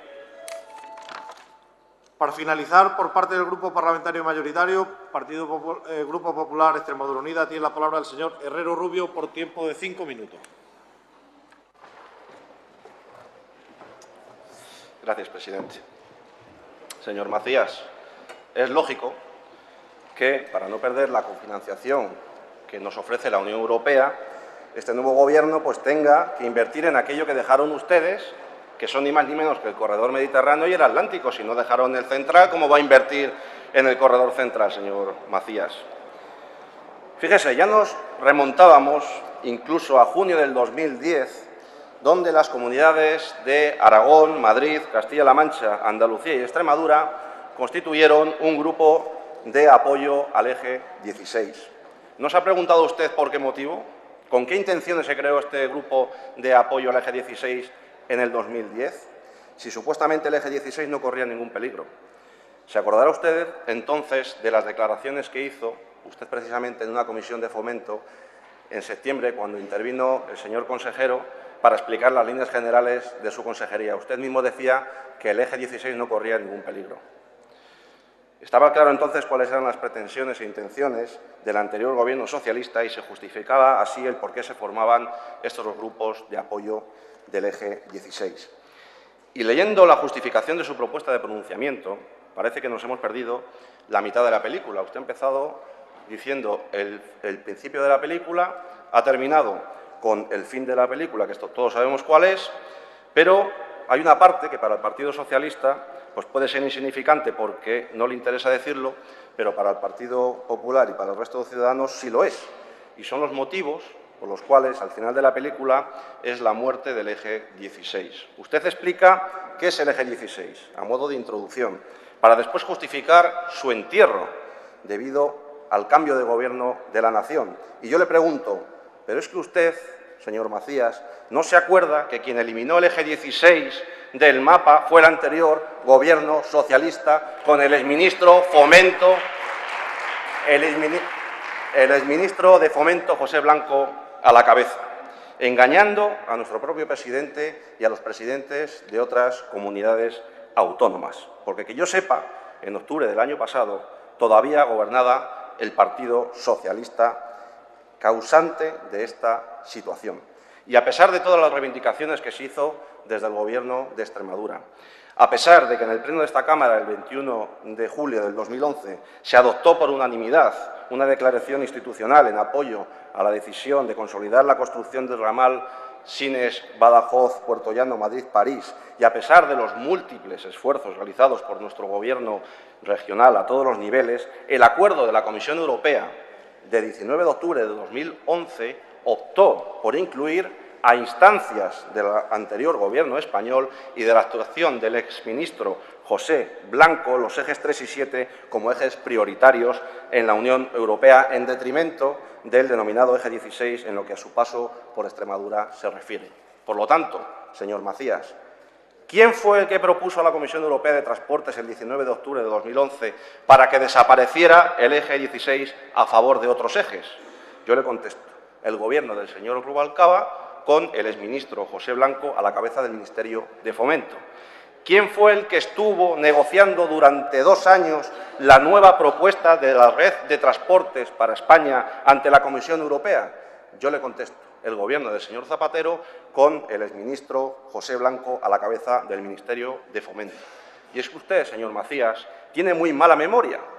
Y no sé si se debe a la mala memoria o al querer emular a Cervantes en el Quijote, diciendo aquello de en un lugar del ministerio de cuyo nombre no quiero acordarme. Estamos hablando, señor Macías, de proyectos, como bien ha dicho usted, a largo plazo y de larga duración, y que, por lo tanto, la Comisión Europea no puede estar bailando al son del Gobierno que entre cada 4 años, haciendo y deshaciendo, dependiendo del Gobierno que entre, porque durante la ejecución de estos proyectos pasarán 4 o 5 legislaturas en el mejor de los casos. Y esto es precisamente lo que le ha contestado a la ministra de Fomento, y que yo sepa, eso no es dejadez de sus funciones en defender el eje 16. Por eso la decisión de la Comisión Europea el 22 de marzo ha sido la de continuar con la propuesta socialista de eliminar el eje 16 a su paso por Extremadura, la misma que propuso su partido y la que conocen todos los extremeños. Y quiero recordar que en esta Cámara, que fue el Partido Socialista de Extremadura el que en aras de satisfacer al Gobierno de la Nación, se abstuvo en la propuesta de resolución presentada por el Partido Popular y que tuvo los votos a favor de Izquierda Unida para sacar adelante dicha resolución, y que fue el Partido Socialista de Extremadura el que defendía el eje 16 como red secundaria y no como red prioritaria. Pero como lo que aquí se está defendiendo con esta propuesta son los intereses de todos los extremeños, desde el Partido Popular vamos a votar a favor de su propuesta. Nada más y muchas gracias.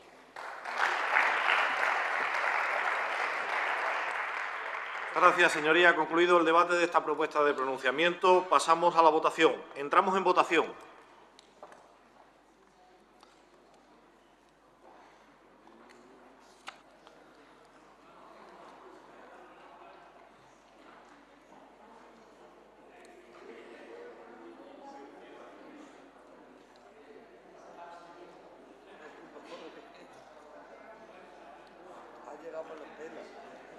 Gracias, señorías. El resultado de la votación es el siguiente. Presentes 65 votos a favor, 65, ninguno en contra, ninguna abstención.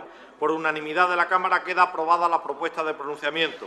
Pasamos al último punto del orden del día de la presente sesión plenaria, que es la interpelación número 11, sobre política general del Gobierno de Extremadura en materia energética, formulada por el señor Rodríguez Osuna, que tiene la palabra por tiempo de 10 minutos para la defensa de la interpelación.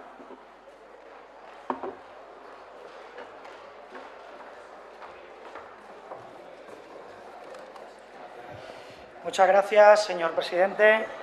Consejero de Agricultura, Desarrollo Rural, Medio Ambiente y Energía, señorías, interpelamos desde el Grupo Parlamentario Socialista, PSOE Regionalistas, al Gobierno de la Junta de Extremadura, en la figura del señor consejero, para conocer cuál es el modelo de política energética global, ya que hemos debatido en este pleno suficientemente el modelo de política energética en materia de energías renovables, y conocer cuál va a ser la posición de Extremadura respecto al nuevo modelo de política energética del nuevo Gobierno de España. El 31 de enero de este año compareció ante el Congreso de los Diputados el ministro de Industria, Energía y Turismo, el señor Soria, para informar de las líneas generales de su departamento, anunciando algunas de las medidas de ese nuevo modelo energético nacional que pretende desarrollar el nuevo Gobierno de España. Un nuevo modelo energético en el que se vislumbra una apuesta clara por las fuentes de generación de energía nuclear, por los combustibles fósiles y por un decidido retroceso en el impulso a la generación de energía de fuentes renovables.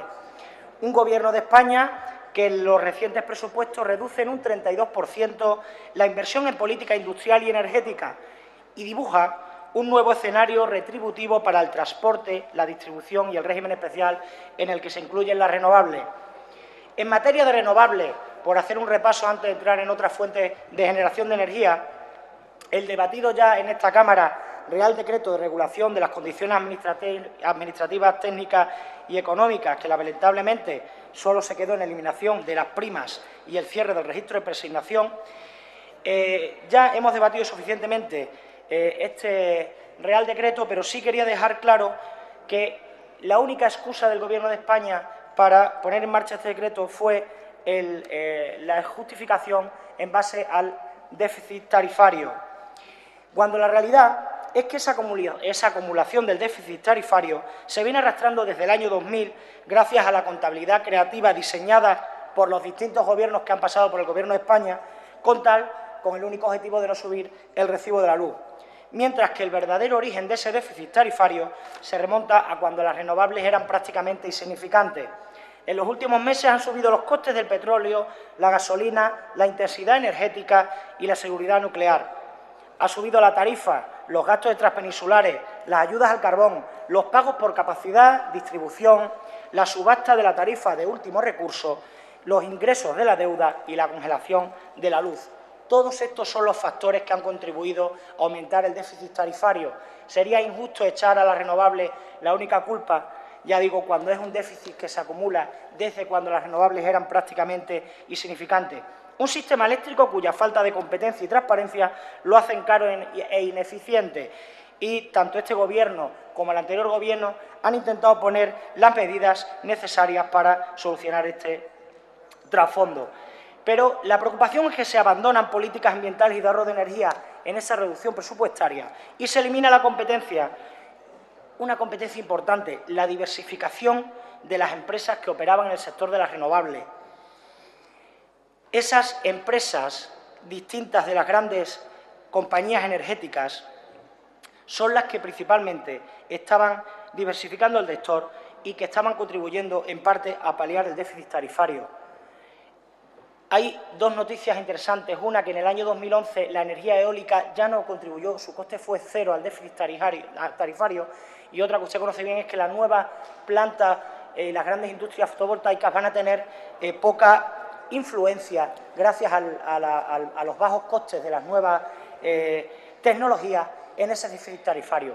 Por tanto, parece incongruente que se mantenga ese Real Decreto Ley y no se pongan ya, como incluye ese decreto, plazos concretos y fechas en función del coste de esas nuevas tecnologías. Un nuevo escenario y un reciente escenario que deja a España fuera del top 10 de países atractivos para invertir, pasando, según Ernst & Young, de ser el país más atractivo para inversión en renovables a estar fuera de los 10 primeros de la lista. Junto a esto, Acciona anuncia que abandona futuros proyectos de renovables en nuestro país, a la vez que anuncia inversiones en Francia, Alemania o Hispanoamérica. Las empresas del IBE se van de Extremadura y se van de España. ¡Qué paradoja! Desde el Grupo Parlamentario PSOE Regionalista nos gustaría conocer sobre la política del Gobierno en materia renovable algunas cuestiones muy breves. ¿Tiene la Junta de Extremadura voluntad política de presentar el recurso de inconstitucionalidad contra el decreto de supresión de las primas? Conocemos a través de su rueda de prensa en Consejo de Gobierno que se ha pedido un informe al Consejo Consultivo, lo que nos da una visión parcial de que, en cierto sentido, sí están a favor de presentar ese recurso, pero queremos saber si hay voluntad política, una vez que se conozca ese informe, de presentar ese recurso. En el caso de que no sea así, ¿qué plazos consideran oportunos para reabrir el registro de preasignación? ¿Cuáles son los objetivos a desarrollar y cómo se va a regular el balance neto de electricidad? ¿Considera necesario el Gobierno de la Junta de Extremadura establecer un régimen económico específico para la biomasa y la cogeneración en Extremadura? ¿Y en qué fecha? ¿Considera necesario establecer un régimen económico específico para la termosolar innovadora en Extremadura? ¿Y en qué fecha? Pasando a otro aspecto, en materia de energía nuclear, el ministro se pronunció respecto a la posibilidad de alargamiento de la explotación de las centrales más allá de la vida útil de las mismas. Asimismo, anunció que prestaría especial atención a las peculiaridades del sector, exigiendo el cumplimiento estricto de todos aquellos requisitos y criterios en materia de seguridad nuclear. Queda clara la apuesta del actual Gobierno de España por la energía nuclear, como demuestra la voluntad e intención del ministro Soria de revocar el cierre de Garoña en 2013, un modelo energético totalmente diferente al del anterior Ejecutivo, que propuso siempre acabar con la energía atómica en España en el año 2028, mediante un modelo de cierre gradual de las centrales nucleares al cumplir 40 años. ¿Cree la Junta de Extremadura que debe prolongarse la vida de la central nuclear de Almaraz más allá de su vida útil? Y lo que es más importante, ¿qué gestiones ha realizado la Junta de Extremadura para que Almaraz deje de ser una comunidad de bienes? ¿Cuál es el plan? ¿Conoce el consejero y la Junta cuál es el plan de adaptación aprobado por el Ministerio de Industria para que los propietarios de la central nuclear de Almaraz den cumplimiento a la Ley 12/2011, promovido por el anterior Gobierno y aprobada por las Cortes Generales en mayo de 2011, en lo que se refiere a la personalidad jurídica del titular de la autorización de explotación de la central? Creemos que la exigencia de la Junta, y es una petición que le hacemos si no se ha hecho anteriormente, debe ser doble. En primer lugar, que se asegure de que se cumpla la ley, que cumple precisamente en mayo de este año. Y, en segundo lugar, que los propietarios elijan una forma de cumplir la ley que incluya la fijación del domicilio fiscal en Extremadura. El anterior Gobierno ya avanzó los pasos y las gestiones necesarias para que eso fuera así. La Ley /2011, de 27 de mayo, sobre responsabilidad civil por daños nucleares o producidos por materiales, en su disposición adicional tercera, lo dice.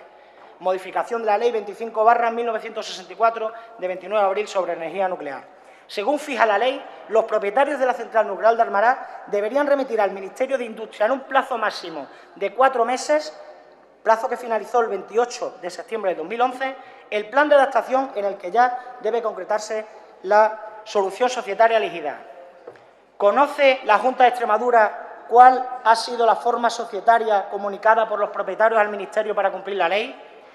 Deben ustedes insistir más en la exigencia para que se consiga ese compromiso que tienen que tener las empresas para domiciliar el domicilio fiscal en Extremadura. Una ley, como he dicho, promovida por el Gobierno socialista, que obliga a que el titular sea una sociedad, pero no dice dónde debe estar su domicilio fiscal. Por eso es algo que no se puede imponer legalmente a una empresa. La comunidad de bienes era el obstáculo que ha impedido que a día de hoy haya una plena domiciliación fiscal en Extremadura. Y esta ley elimina ese obstáculo, porque el cambio es muy costoso y las empresas nunca lo hubieran hecho voluntariamente. Pero hay varias formas de cumplir la ley y existe la posibilidad de que ese cumplimiento de la ley y su domicilio fiscal no estén en Extremadura. Por ejemplo, los propietarios podrían decidir que la titularidad le correspondiera en exclusiva a Iberdrola, me refiero a la central nuclear de Almaraz, de tal manera que Iberdrola, siendo accionista mayoritario, decidiera constituir una empresa llamada Iberdrola Centrales Nucleares y fijar su domicilio fiscal en Valencia o en Castilla-La Mancha. Aunque la forma natural de cumplir la ley sería que la central nuclear de Almaraz se constituyera con sus 3 accionistas como propietarios como Central Nuclear de Almaraz Sociedad Anónima. Por tanto, la exigencia a la Junta debe ser esa. Creo, señor consejero, que hay un paso más en el que se puede avanzar respecto a la tributación de la Central Nuclear de Almaraz. ¿Piensa la Junta de Extremadura subir el impuesto a la generación eléctrica nuclear? Es una pregunta que tendremos que hacernos, porque si en los próximos años sube el precio que recibe la Central Nuclear de Almaraz por la electricidad que produce, entendemos debería subirse el impuesto, si así fuese. El déficit tarifario, por cierto, no repercute en la energía nuclear por la decisión de este Gobierno actual. En materia de hidrocarburos, el señor Soria reconoció la fuerte dependencia del abastecimiento exterior y que la estrategia pasaba por la prospección de nuestros recursos y asegurar la seguridad del suministro, algo en lo que coincidimos. Algo solo válido para prospecciones en las costas valencianas y Canarias o para las ampliaciones de la refinería en Huelva y Cartagena, no para Extremadura. Ya hemos sustanciado esta mañana esa pregunta sobre si se van a presentar al final alegaciones a esa declaración de impacto ambiental de la refinería que ha quedado sustanciada por usted perfectamente. En el sector gasístico, la situación actual requiere una especial atención por los riesgos de sostenibilidad que conlleva. Palabras del propio ministro. La pregunta en este sector es concreta. ¿Va a seguir la Junta de Extremadura apostando por el desarrollo gasístico en la región, tal y como se hizo en la legislatura pasada, firmando acuerdos para que se sigan desarrollando infraestructuras gasísticas en Extremadura? Entiendo que sí, que habrá una continuidad, pero me gustaría que me resolviera esa circunstancia. Termino.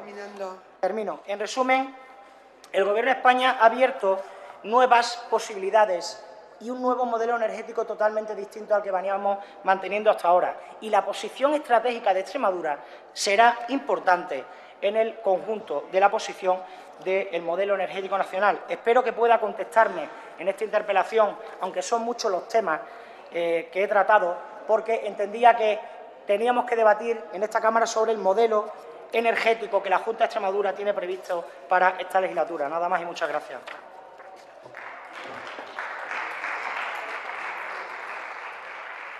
Gracias, señoría. Por el Gobierno tiene la palabra el excelentísimo señor consejero de Agricultura, Desarrollo Rural, Medio Ambiente y Energía por tiempo de 10 minutos.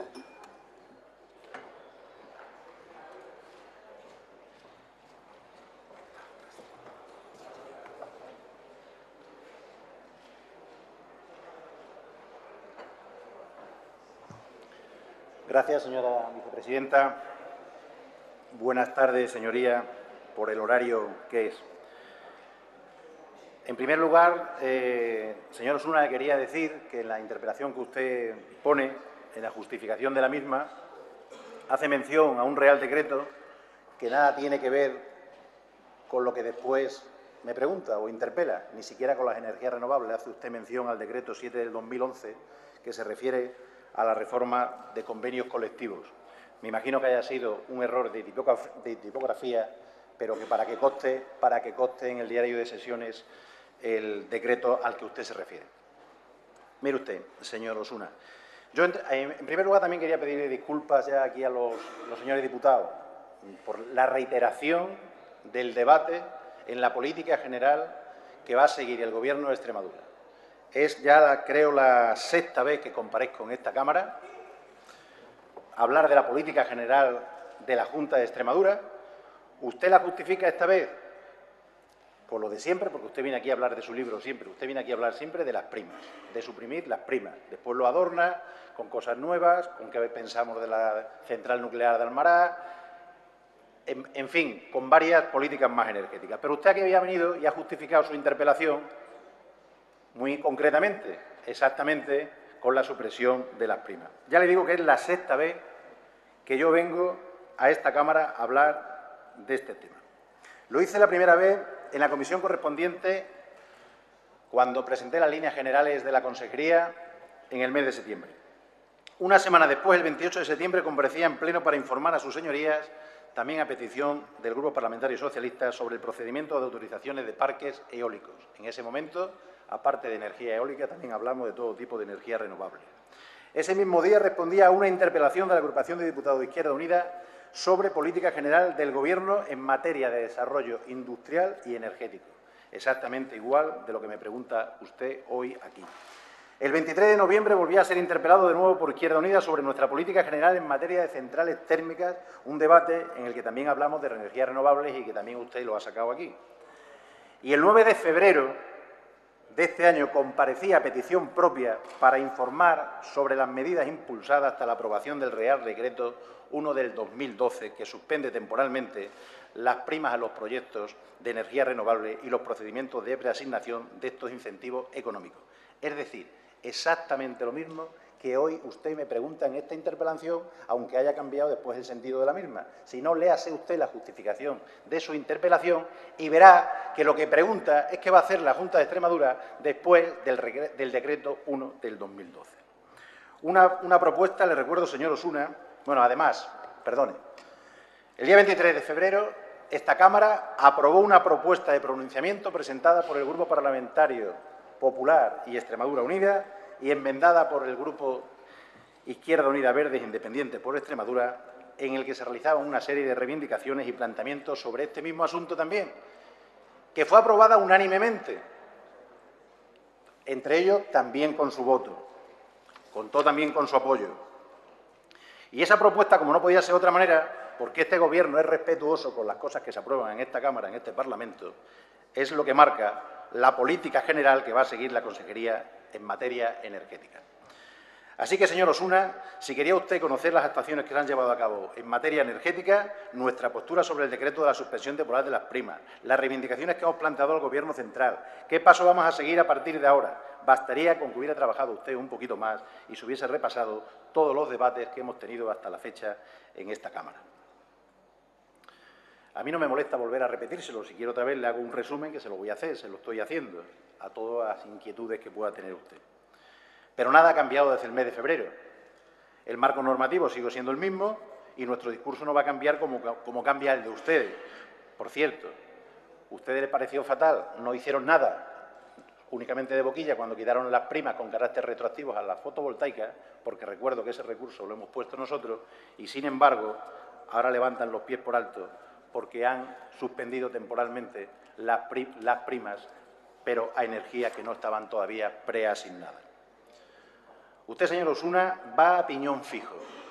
Es como esas bicicletas antiguas que han cogido un camino y pase lo que pase, se diga lo que se diga, por ese camino usted va y sin cambiar de marcha.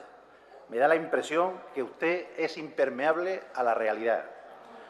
No debe haberme escuchado nunca o debe haber prestado muy poco interés. Pero no se preocupe, ya le he dicho que no tengo ningún inconveniente en volver a repetírselo una y mil veces, aunque sea ya muy tarde la hora y con las disculpas y la paciencia de los diputados y diputadas que tienen más resignación y paciencia que el santo Job por volver a escuchar por sexta vez las mismas cosas.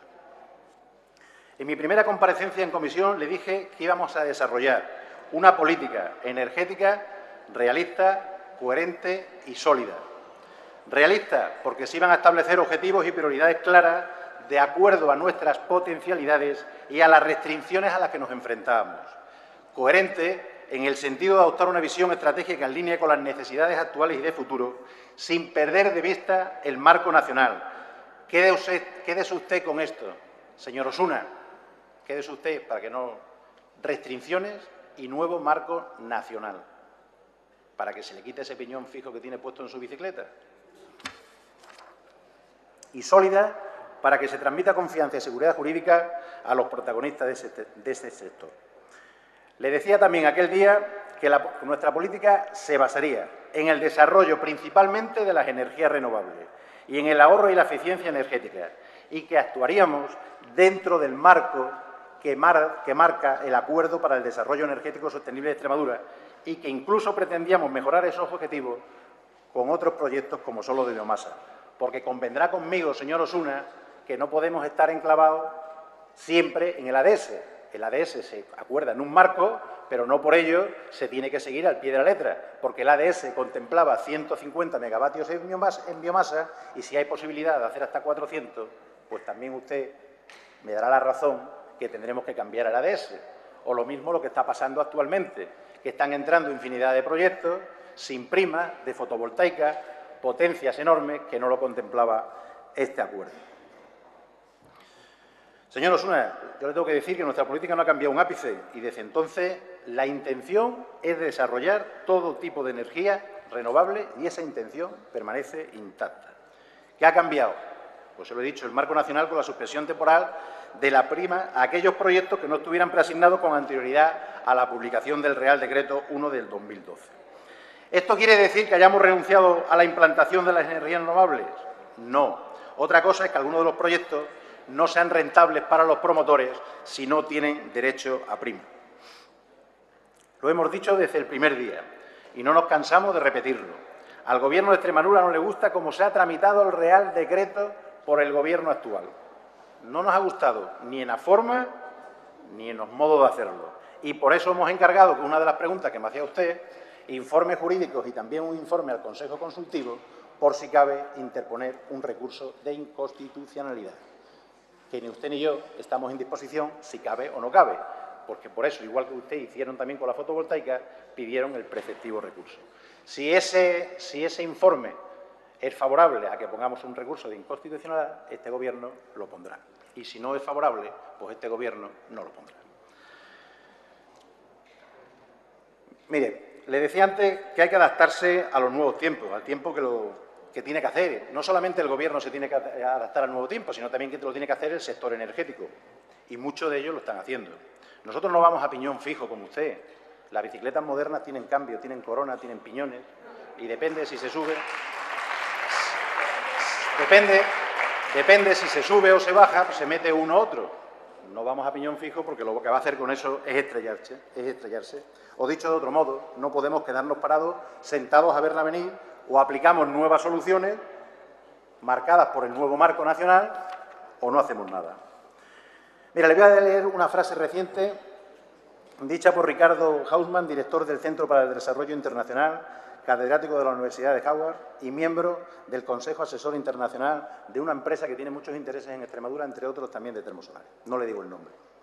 Si algo nos muestra la historia humana es que lo que aparecen como obstáculos infranqueables en un periodo se desvanecen posteriormente con las revoluciones tecnológicas. Y ese es el camino a seguir. Yo no sé el empeño que tiene usted con que las energías renovables tienen que ser con prima, cuando se ha demostrado, y por eso ha existido todo este tiempo las primas, que las nuevas tecnologías con innovación se pueden conseguir poner proyectos que no hacen falta ir primados. Y estamos convencidos que ese es el escenario. Los proyectos que fructifiquen en los próximos años serán aquellos que presenten una dimensión y una tecnología que le permita funcionar sin esas ayudas. Es decir, aquellos que sean realmente competitivos y que se estén adaptando a la situación actual.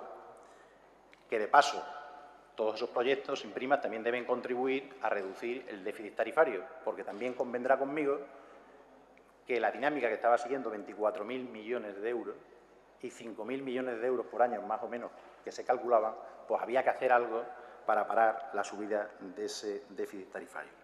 En eso está trabajando el Gobierno de Extremadura. Ya saben que se han presentado proyectos, un proyecto para construir una gran planta fotovoltaica en Talaván, la más grande de Europa, con 250 megavatios y con una inversión de 300 millones de euros. Este solamente es un ejemplo a seguir, el camino que estamos siguiendo, con el único objetivo de generar riqueza y empleo en nuestra región, adaptándonos a los nuevos tiempos. Hay también promotores eólicos de energía eólica que están en disposición de implantar energía eólica sin derecho a prima. Lo que pasa es que usted ahí tiene una doble cara, y se lo voy a explicar. El proyecto que está más avanzado y que se puede adaptar sin prima es el de la Sierra de Santa Bárbara en Plasencia. Proyecto que ese señor que está ausente, el presidente anterior de la Junta de Extremadura, en el 2008 lo aprobó en Consejo de Gobierno. Y este Gobierno lo único que se ha limitado ha sido en hacer caso al anterior alcalde, también socialista, doña Elia Blanco, que dijo que si se podía trazar la línea de evacuación por otro sitio. Y esa es la vía favorable que se le ha dado. Por lo tanto, es un proyecto que goza de toda la legalidad. Pero doña Elia Blanco, como ya ha pasado a la oposición, pues se ha opuesto, ha presentado una moción para que no se construya el parque eólico en la Sierra de Santa Bárbara. O sea, usted primero aprueba un parque y cuando se está con prima, cuando se está en disposición de hacerlo sin prima, ustedes se oponen. que me parece bien que se opongan, porque yo tampoco a lo mejor soy partidario. No, usted no, aquella socialista no. O va independiente. Usted por una parte y doña Ilia por otro. Ah, vale. Yo convengo que el sitio, la ubicación del parque no tiene ninguna lógica, pero es una cosa que decidieron ustedes. Mira lo fácil que hubiera sido decir que en las proximidades o en la cercanía de ciudades con valor patrimonial pues no se ponía ningún parque, pero ustedes, como protegían más al lagarto rojo que a las personas, pues lo hicieron a 3 kilómetros, aprobaron a 3 kilómetros de presencia. Usted tiene una desfachatez, como lo he dicho antes también a un compañero suyo, enorme, ¿no?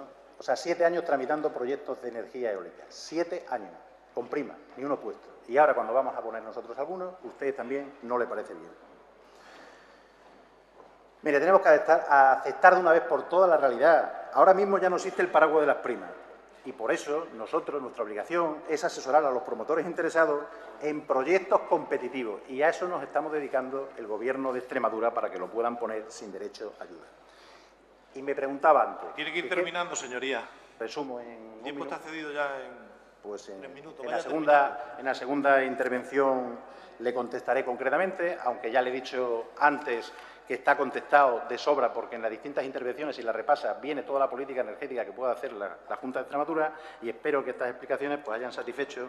Cambie usted por una vez ya del todo su marcha de la bicicleta, siga buscando soluciones, nos acompañe en ellas y así nos irá mucho mejor a todos. Muchas gracias. Muchas gracias, señor consejero.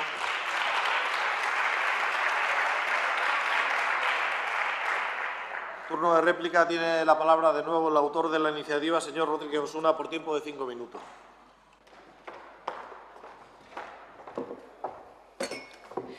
Gracias, señor presidente. Vamos a ver, señor consejero, ¿qué parte de la interpelación no entiende? ¿Cuál es Silencio, la señoría. política? Silencio. ¿Cuál es la política general en materia energética de la Junta de Extremadura? La política general. ¿Dice algo en la interpelación de energía renovable?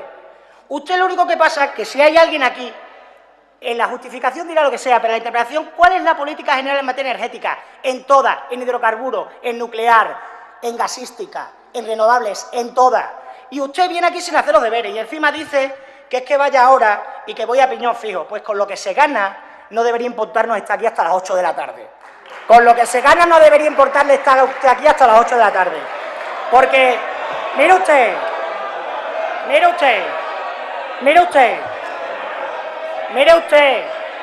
señor... Silencio, un momento, señor Rodríguez Osuna. Silencio, señoría. Silencio, señoría. Silencio, señoría. Señoría. Señor Parejo. Silencio, señoría. Si luego hay turno de réplica. Silencio, luego hay turno señoría. de Señor réplica. Rodríguez Osuna. Hay turno de Silencio, réplica. señoría. Silencio, Hay turno de señoría. réplica. No sabía Hay un esta turno de presidencia réplica. que los jugos gástricos tenían esta faena a esta hora todavía. Continúe, señoría. Lo que qué mal se ha hecho quitando la asignatura de educación para la ciudadanía, desde luego. Digo que hay una réplica y usted podrá decir en la réplica lo que considere oportuno. Mire usted, señor consejero, dice usted a piñón fijo, sí, que no trabaja, es usted el que no trabaja. Porque usted viene aquí y se lee las actas de las comisiones. Viene aquí y dice, le voy a leer lo que ya le dije la otra vez, pero si no le estoy preguntando por eso. Yo le estoy hablando de la política general en materia energética y le estoy hablando de que el apagón de las renovables ha posicionado al Gobierno del Partido Popular como defensor de la energía nuclear y usted no ha dicho nada.